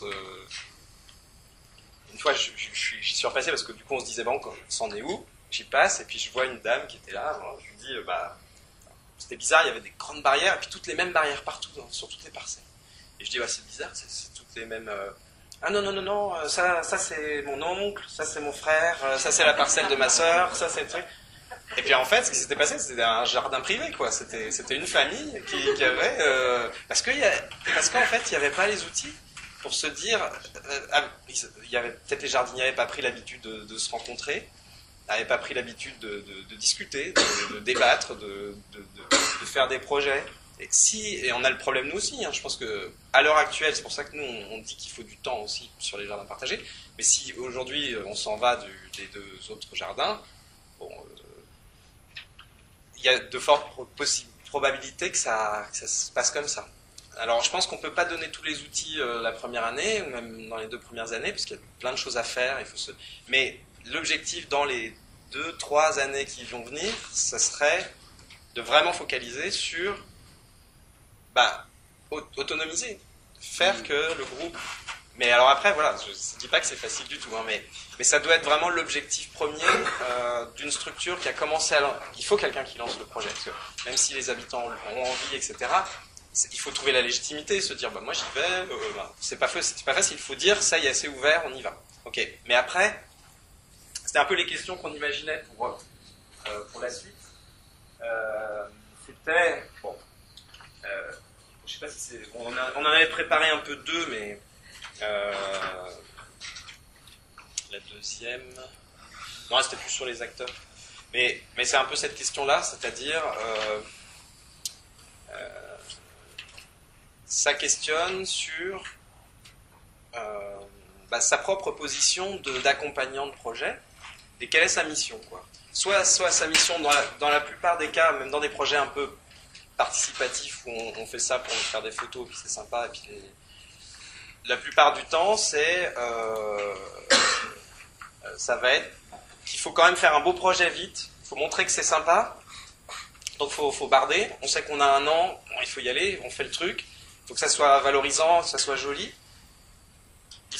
Les gens, il y a des photos où il y a les gens, ils vissent un peu et tout ça, mais l'objectif premier de l'accompagnant, c'est quand même le projet. Il faut que le projet soit valorisant, etc. Alors ce qu'il faut valoriser, c'est le processus, et c'est l'outillage, en fait. Mais ça, c'est hyper dur ça demande de la part de l'accompagnement de s'abandonner un peu, de dire c'est pas moi, ou le but c'est pas de faire un beau truc, voilà. Et ça il faut déconstruire en fait plein de trucs.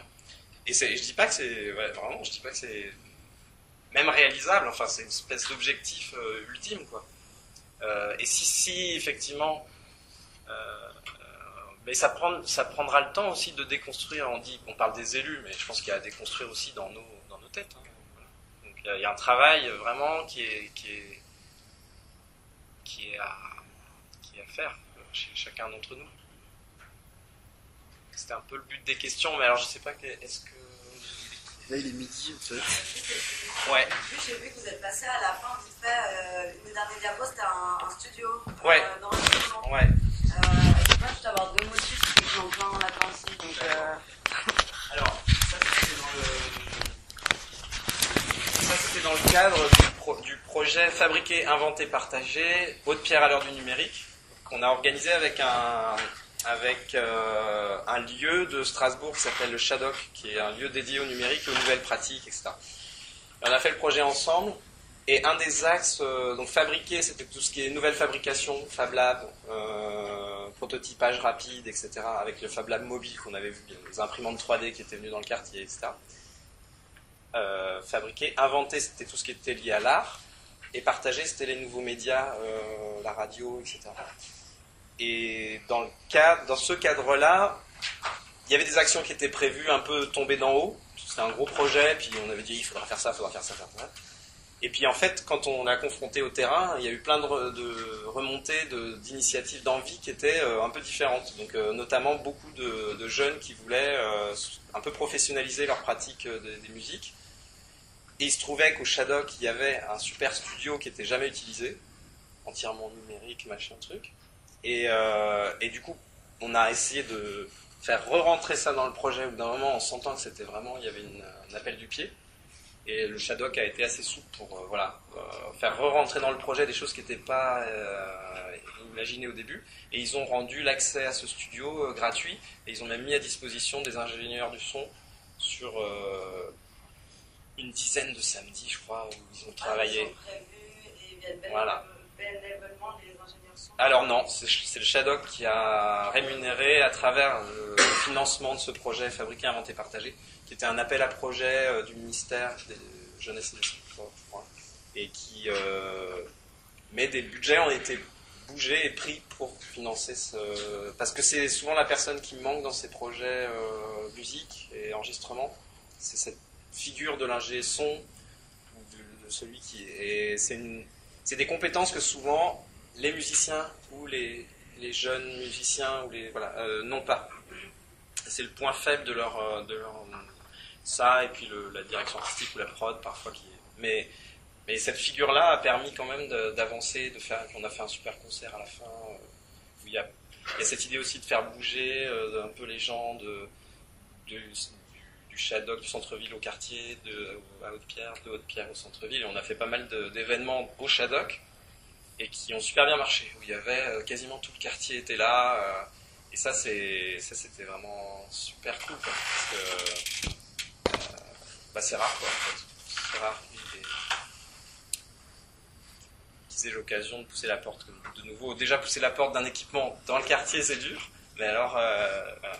Ça, c'était cool. Et il y a eu un autre projet artistique qui a été très très marquant pour le quartier. C'est une résidence d'un artiste qui s'appelle Marcelli Antones Roca, qui est catalan et qui est venu sur le quartier pendant 3 mois, qui a fait un gros projet de mise en scène assez délirante et à grande échelle de petites scènes à partir des récits de Haute-Pierre et des batailles de farine gigantesques qui ont été filmées en 4K et qui sont devenues une installation interactive, etc. Et il y a eu des sortes de grands fanfares aussi, avec des énormes chars pour chaque maille. Il y avait Catherine, il y avait Karine, et qui ont vachement emmené tous les habitants, parce que c'était un espèce de truc qui parcourait toutes les mailles. Et à cette occasion-là, quand il y a eu le vernissage aussi au Shadok, il y a énormément de monde du quartier qui sont venus. Donc mais ça c'était une grosse résidence que la ville a financée, qui était vraiment un gros financement, mais c'était bien que le Shadok ait comme objectif aussi de ne pas rester cantonné sur son lieu au centre-ville, mais de faire des actions dans les quartiers, et ça c'est à souligner que c'est possible, ça marche. Une question. Les actions que vous avez faites sur le domaine public, est-ce que vous avez demandé des autorisations? À Genève, on a la police, on a le domaine public, si on fait à manger à l'issue cantonale. Alors on s'y met un peu, si on est obligé de s'y mettre. L'état d'urgence, c'est obligatoire, c'est remplir demande d'autorisation d'un événement sur l'espace public, demande d'autorisation de sonorisation, un peu de musique, mais n'importe quoi, juste une enceinte Bluetooth, là, ça suffit quoi. Ouais, il y a aussi, après, maintenant il y a la question de sécuriser, quoi.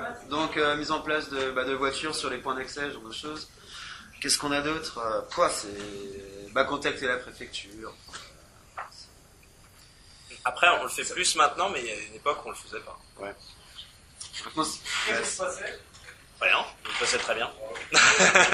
Mais après, ce qui s'est passé, c'est qu'aussi, quand on était sur Erasme, le domaine n'était pas du domaine tout à fait public. C'était le Cœur de Maille était un espace semi-privé, puisque c'est la CRH qui était en gestion, et pas la ville. Ouais. Mais normalement, il y a les mêmes règles. Hein. Ouais, c'est ça. Ouais. Et c'est vrai que ça atténue un peu ce côté-là. Si c'est vraiment sur un espace ville, là, ils sont plus pointilleux, quoi. Mais c'est vrai que pendant des années, même je me souviens, quand on a fait l'expo avec les 40 ans de vie artistique et culturelle, on a demandé à Cus Habitat, parce qu'il fallait coller sur les murs, quoi. Donc, mais je sais même pas, on n'a même pas fait de demande à la ville, je crois. Il y a beaucoup d'actions quand même qu'on fait sans Radio Caddy. Quand on sort Radio Caddy, on ne fait pas de demande. Hein. Ouais. Parce que quand c'est mobile comme ça, c'est ça, il faut jouer aussi un peu sur les choses. Si c'est un truc qu'on déplace, parce qu'il faut vraiment Oui, si on les écoute, évidemment, si on les appelle, oui, est-ce qu'il faudrait que je me déclare? Mais bien sûr, il faut faire tous les papiers. Mais je veux dire, concrètement, si on le fait, je sais pas, j'ai vu, il y a les tables qui bougeaient, là, donc, je sais pas. On peut imaginer qu'on est là, on est plusieurs, et puis on déplace des trucs. C'est pas le problème. Après, voilà, s'il y a un regroupement, s'il y a un attroupement, enfin bon, c'est pareil, on se posait des questions pour des concerts en dehors, parce qu'on fait des petits concerts parfois. Jusqu'à quel point on risque qu'il y ait un mouvement de foule. Et c'est vrai que ça devient vraiment de plus en plus compliqué. Tout le monde en fait le retour, et ça inhibe, quoi. On se dit, on va pas se lancer là-dedans parce que bon, si c'est pour passer 4 heures sur un dossier. Et puis en plus, la collectivité met bien l'accent sur justement ces documents administratifs à produire pour vraiment se dédouaner. S'il y a un problème, vous êtes le responsable. D'ailleurs, enfin, il faut donner plein de trucs, des numéros de téléphone, je sais pas si c'est pareil ici, enfin, on prend plein d'infos, mais s'il y a le moindre pépin, c'est vous, quoi. Hein. Si vous n'avez pas suivi la manœuvre de sécurisation du site, ou je sais pas, ce sera de votre faute, quoi. Donc ça fout un sacré coup de pression, quand même, je veux dire, juste pour faire un cinéma en plein air, voilà, quoi. Enfin, d'un côté, ça démotive un peu, on se dit, je sais pas, j'ose pas y aller. Mais finalement, en fait, on s'en fout, on faut y aller, quoi. Je veux dire, sinon, rien ne se fait. On peut aussi déclarer le minimum et puis dire que ça a un peu débordé. Oui, parce qu'il y a aussi ça, en fait. Je crois que il y a une limite, c'est à partir d'un certain nombre de personnes que tu peux... c'est encore plus compliqué à mettre en place, mais tu peux mentir. Je pense qu'il y aura 20 personnes, voilà, pas plus. En fait, 100, 200. Et pour les aménagements, vous avez respecté les normes. Ah ouais. Bah là, c'est donc... En fait, c'est une question d'expérience. Au début, donc pour Erasme, toi tu peux en parler peut-être un peu plus, mais en gros, il y a sur Erasme, alors le truc c'est que les retours des habitants, c'était des jeux pour les enfants. Donc il fallait des jeux pour les enfants, c'était vraiment dans les questionnaires, dans les débats, c'était dans les dessins des enfants. Bon, ils imaginaient plein de trucs, et évidemment c'était tout de suite des toboggans, des tourniquets, nous on était partis un peu là-dedans. On s'est vite rendu compte qu'on a dû faire un peu des déçus, parce que la première année, on s'est dit, on va faire... En fait, ce qu'on a fait, c'est qu'on n'a pas fait des jeux pour enfants, mais on a fait des sortes de plateformes en bois qui montent, qui descendent, voilà. Ça pourrait être une sculpture en bois, ce qui est assez génial, c'est que finalement, on s'est aperçu que les gamins adoraient, et jouaient beaucoup. Donc... Le premier truc, ça a été de déconstruire un peu cette attente cliché des jeux pour enfants, de leur proposer aussi d'autres types de formes en disant, bon, voilà, en leur expliquant, bon, s'il y a un problème de normes, on va pas faire un truc qui va nous retomber dessus et puis qui vous risquez de vous faire mal et tout ça. Mais qu'est-ce qu'on pourrait faire d'autre en fait? Et il y a une espèce de dragon un parcours de mobilité, une espèce de dragon comme ça, et on monte dessus. Ils adorent ce truc-là, c'est génial. Et nous, ça nous permet de pas avoir à justifier. Voilà. Alors après, quand même, les balançoires. Donc à un moment, on n'a pas pu reculer. Enfin, il a fallu répondre quand même. Donc on a fait des super balançoires. Et effectivement, là, on s'est quand même bien plongé dans les normes. Au début, on avait fait des balançoires nous-mêmes. L'objet balançoire, le truc. et c'était une catastrophe. On les avait fait en bois avec des chaînes, mais des chaînes un peu lourdes, et puis les trucs étaient en bois hyper lourds. Ils s'envoyaient ça, il y en a un qui s'est pris un truc dans l'arcade, on a tout démonté, on a dit bon, on arrête. Et donc l'entre-deux qu'on a trouvé, c'est de travailler avec des fabricants. Toute la structure en pergola bois, le côté architectural un peu, bon ça on a respecté. Les normes sont assez simples, hein, sur une bonne partie des choses. Il faut un peu aussi se relaxer avec certains trucs, c'est pas si compliqué que ça. Mais les fabricants jouent là-dessus. Ils surjouent la question des normes et bon, ils vendent des trucs à des prix. On a fait pour, je sais pas, 5 fois moins cher un truc qui est exactement le même truc, quoi. Et du coup, on s'est plongé là-dedans, on a vraiment bien travaillé le truc. C'est des distances de sécurité, des écarts, des machins, des trucs. Et on a acheté tous les éléments qui étaient vraiment, qui risquaient d'être problématiques avec ça on l'a acheté chez un fournisseur et on l'a associé à nos constructions. Ce qui nous a permis de passer. Et après, on a fait venir, ils ont souvent des bureaux de contrôle, donc on a fait viser les choses par un bureau de contrôle. Et du fabricant lui-même. Mais ils sont devenus un peu... Sauf là, dernièrement, ils ont été tatillons sur une... En fait, ce qui se passait, c'est qu'il y a tout un aménagement de jeu qui avait brûlé. Il restait plus que des poteaux en métal qui sortaient du sol, comme ça. Ça faisait déjà 2 ans que c'était comme ça. Enfin, c'était triste à mourir, cet endroit. Du coup, on s'est dit, on se greffe dessus, on fait des choses. Puis on a fait des jeux sympas, des pentes, des machins. Et ça a été validé par... ouais.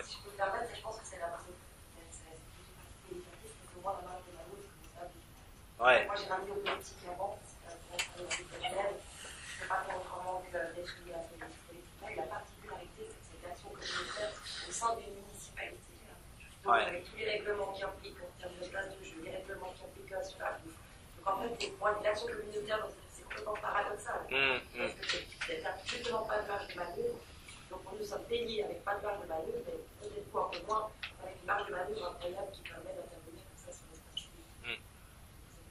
Je retiens en tout cas moi de votre action, n'étant pas liée, cette action communautaire comme Saint-Lawrence Alinsky à Chicago, justement, qui est pas liée à une institution. Et moi, c'est paradoxe que je trouve difficile dans mon activité, c'est justement d'être, si je peux expliquer avec ma collègue, c'est que ça, comme ça, ensuite de Genève, et la même remarque que monsieur, qui est dans un autre contexte, un contexte politique, où justement pour lâcher du pouvoir et des élus, sinon ils n'ont pas participé et du coup on n'est pas dans cette configuration-là. Ça met vraiment en avant vraiment le paradoxe de radicalisation de ça au sein de Et en tout cas, ce qui est plus magnifique, la véritable, on n'est pas organisateur, c'est une association qui organise et puis ça permet de s'ouvrir.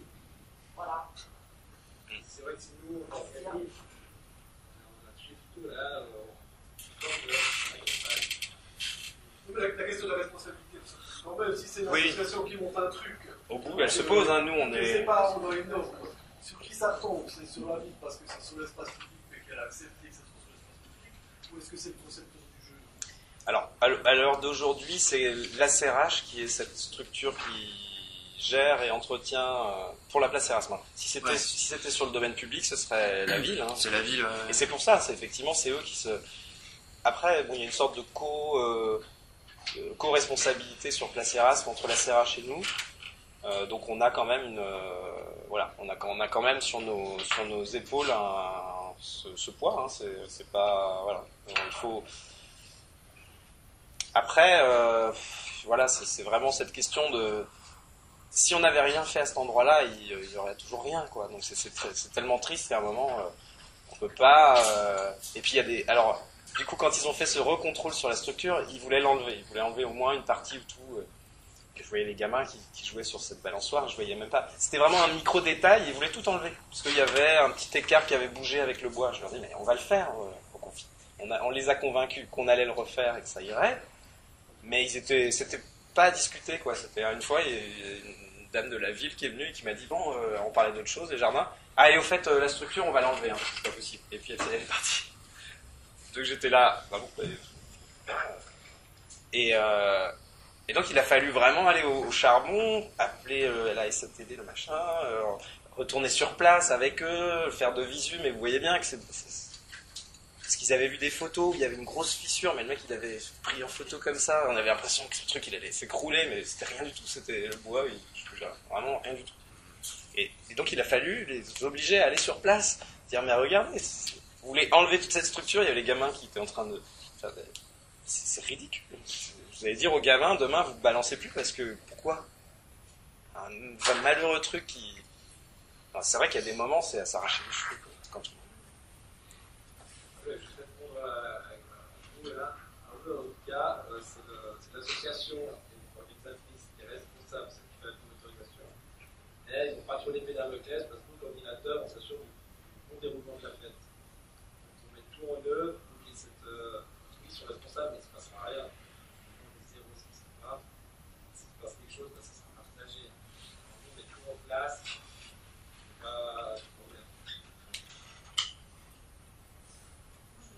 Par rapport aux places de jeu, parce que dans certaines communes où je travaille, par exemple, ces places de jeu ont été promises à des prestataires privés qui prennent la responsabilité en cas d'accident. Donc eux-mêmes, ils ne veulent même plus se mettre en péril, donc c'est un truc très permis. Là, il y a des nouvelles places de jeu sous caméra. Alors, c'était pas plus. Et les parents sont très contents. Donc, juste pour dire, on est dedans. Mais voilà, ce serait même pas imaginable. La protection. Balance, c'est un peu important la sécurité des places de jeu. Oui, d'ailleurs, il y a même plein d'équipements qui disparaissent parce que là, on est dans l'hyperprotection. Je sais pas, les tourniquets sont encore autorisés en Suisse? C'est devenu un engin de marre, quoi.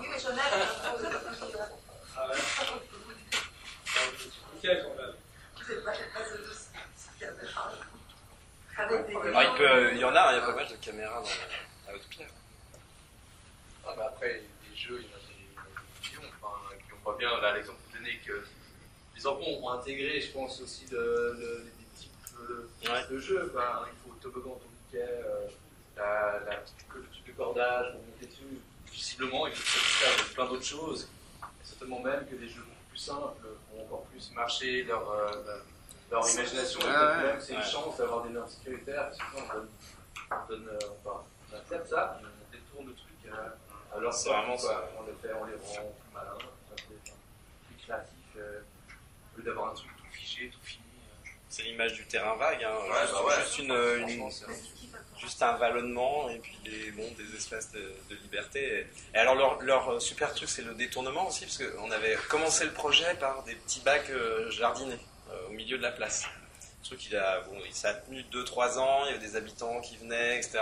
Et on a dû monter des filets autour. On le faisait pourtant avec les enfants, c'était vraiment une activité. Mais dès qu'on n'était plus là, le jeu, en fait, c'est le jeu du loup. Et en fait, leur vrai jeu, c'était de courir d'un bac à l'autre et d'écraser toutes les plantes. Parce qu'en fait, c'était juste entre deux trucs en bois avec des bacs colorés. Et c'était évident pour eux que c'était un truc c'était un jeu, il fallait passer dedans et passer d'un truc à l'autre. Ça pouvait pas servir à autre chose, quoi. Donc tous les jardiniers ont vite compris qu'on a essayé de lutter, d'expliquer, de convaincre, mais et donc aujourd'hui, voilà, c'est devenu la terre bien tassée et ça court de truc en truc. Donc c'est ça aussi, s'adapter aux usages. Et il y a cette rien n'est figé. Ça c'est hyper important. Pourquoi on travaille? Parce que souvent il y a cette idée un peu caricaturale que les collectifs travaillent avec le bois, etc. Et puis on fait tout en bois et tout. Oui, mais pourquoi? Et en fait, c'est vraiment cette capacité à être tout d'un coup remodelé, réadapté qui est géniale. Parce que là, il faut trouver des solutions. Alors, on enlève les bacs, on a fait des sortes de petites buttes de terre. Mais c'est hyper important de revisiter tout ce qui s'est fait d'année en année voilà, il y avait un super travail graphique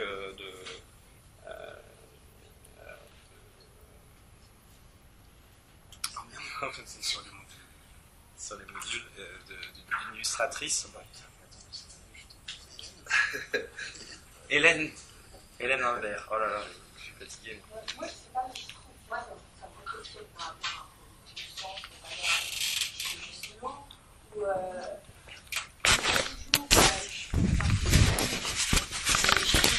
pris la responsabilité Bon, je pense qu'on a la responsabilité de prendre une part de la désobéissance civile au profit du bien vivre ensemble, et puis finalement on risque quoi?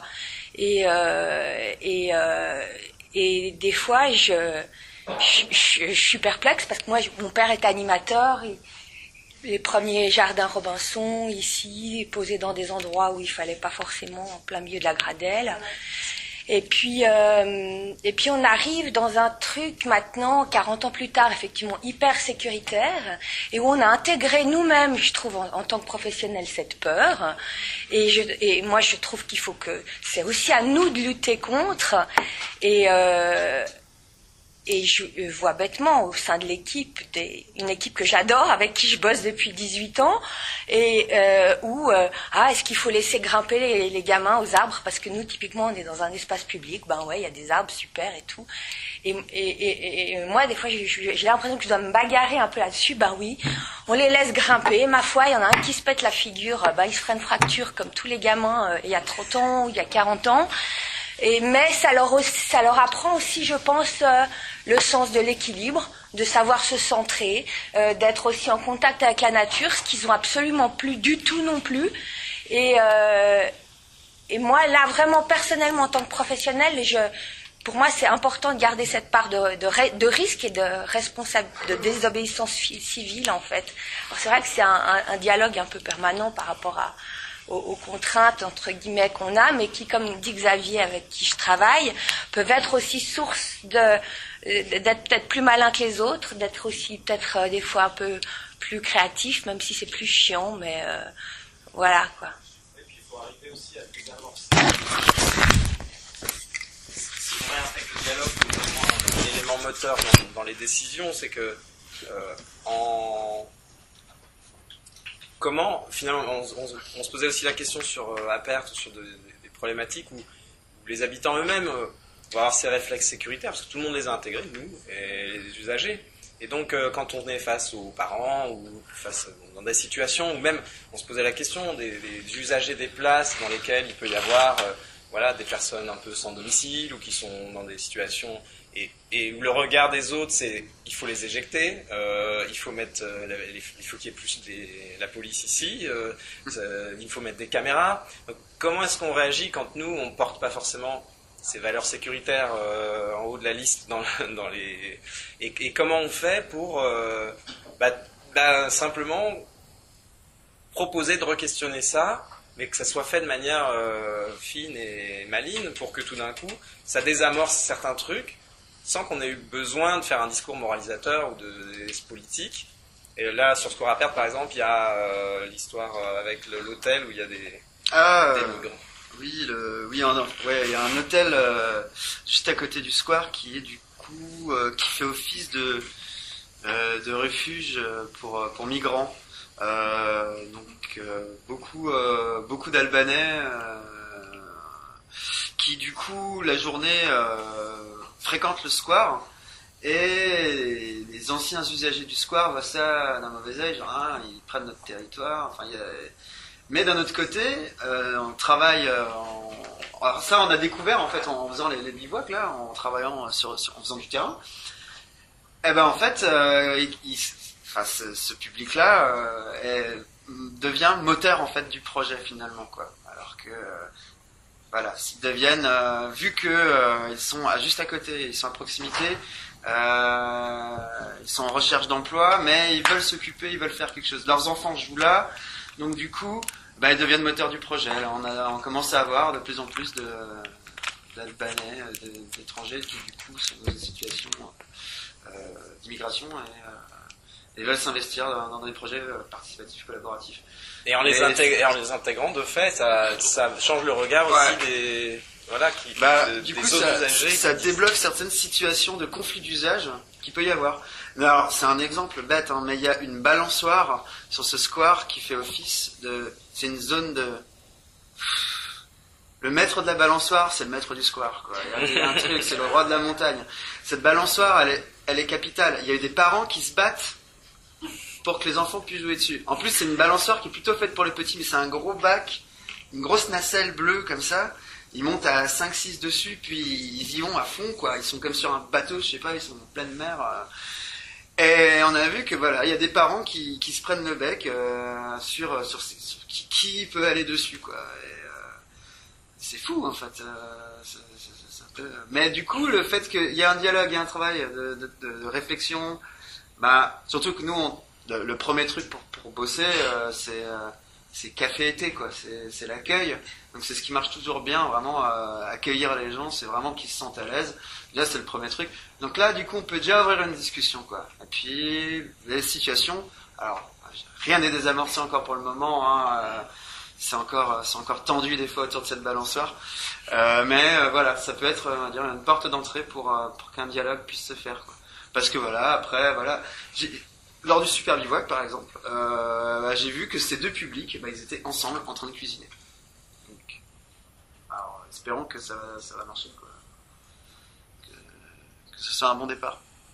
Il y a aussi cette idée, je trouve, qui est importante, c'est de pas avoir pour but à tout prix la paix sociale de lycée comme ça, parce que il y a rien de pire en fait dans un projet. Puis parfois, en discutant, on disait ouais, mais le jardin, c'est compliqué, ils s'engueulent, ils sont pas d'accord, ils essayent d'empiéter sur le truc de l'autre.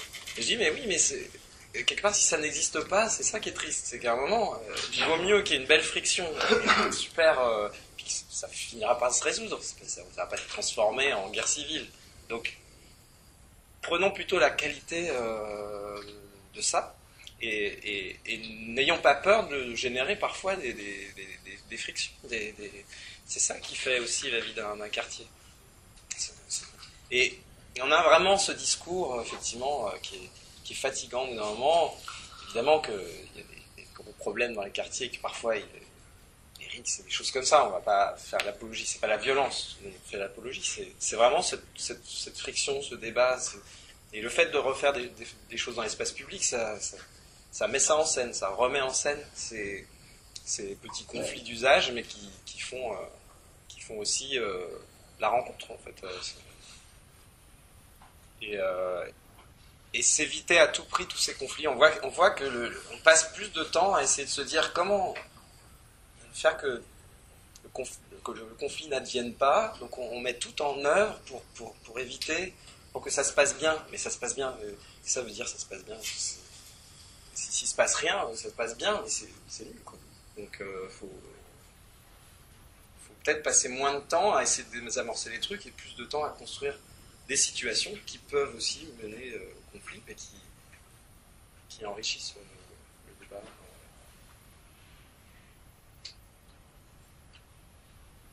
Est-ce qu'il y a d'autres questions? Ouais. Parce que du coup, là, il est... Après, on avait imaginé ce... Voilà. La question est peut-être intéressante, donc peut-être au lieu de faire le jeu, c'est ça, est-ce que ça mettra du temps peut-être à écrire, hein? Juste une question. Ouais. Juste la question ciblée par rapport aux ateliers jeux vidéo, aux créations de jeux vidéo. Vous avez fonctionné comment pour ça? Peut-être vous pouvez aider d'ingénieurs 3D, il y a des sites qui existent. Ouais, bah alors là les petites compétences au départ c'était un peu moi parce que j'ai beaucoup travaillé sur tout ce qui est univers immersif, 3D, tout ça en réel. Et on a travaillé avec des outils qui sont assez simples, gratuits, accessibles, Unity, SketchUp, des petits outils on fait beaucoup les ateliers autour de ces outils-là qui sont très accessibles et simples. Voilà, il y a des sortes de petits canvas de jeux tout prêts qu'on peut modifier. Il suffit de télécharger dans Unity une base de jeu qui est toute faite, mais qui est documentée pour pouvoir la transformer. On peut créer son propre univers. Là, ça ne demande pas des compétences énormes. Parce que c'est vrai que c'est parfois difficile de trouver des ressources, mais des personnes qui sont capables de monter ce genre de projet. Mais il y a moyen vraiment aujourd'hui avec les logiciels qui sont disponibles de faire des choses sans qu'il y ait besoin énorme.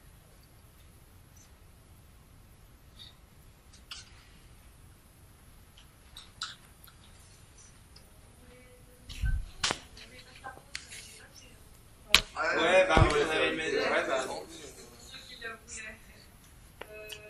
La pause. Soit on fait la pause maintenant.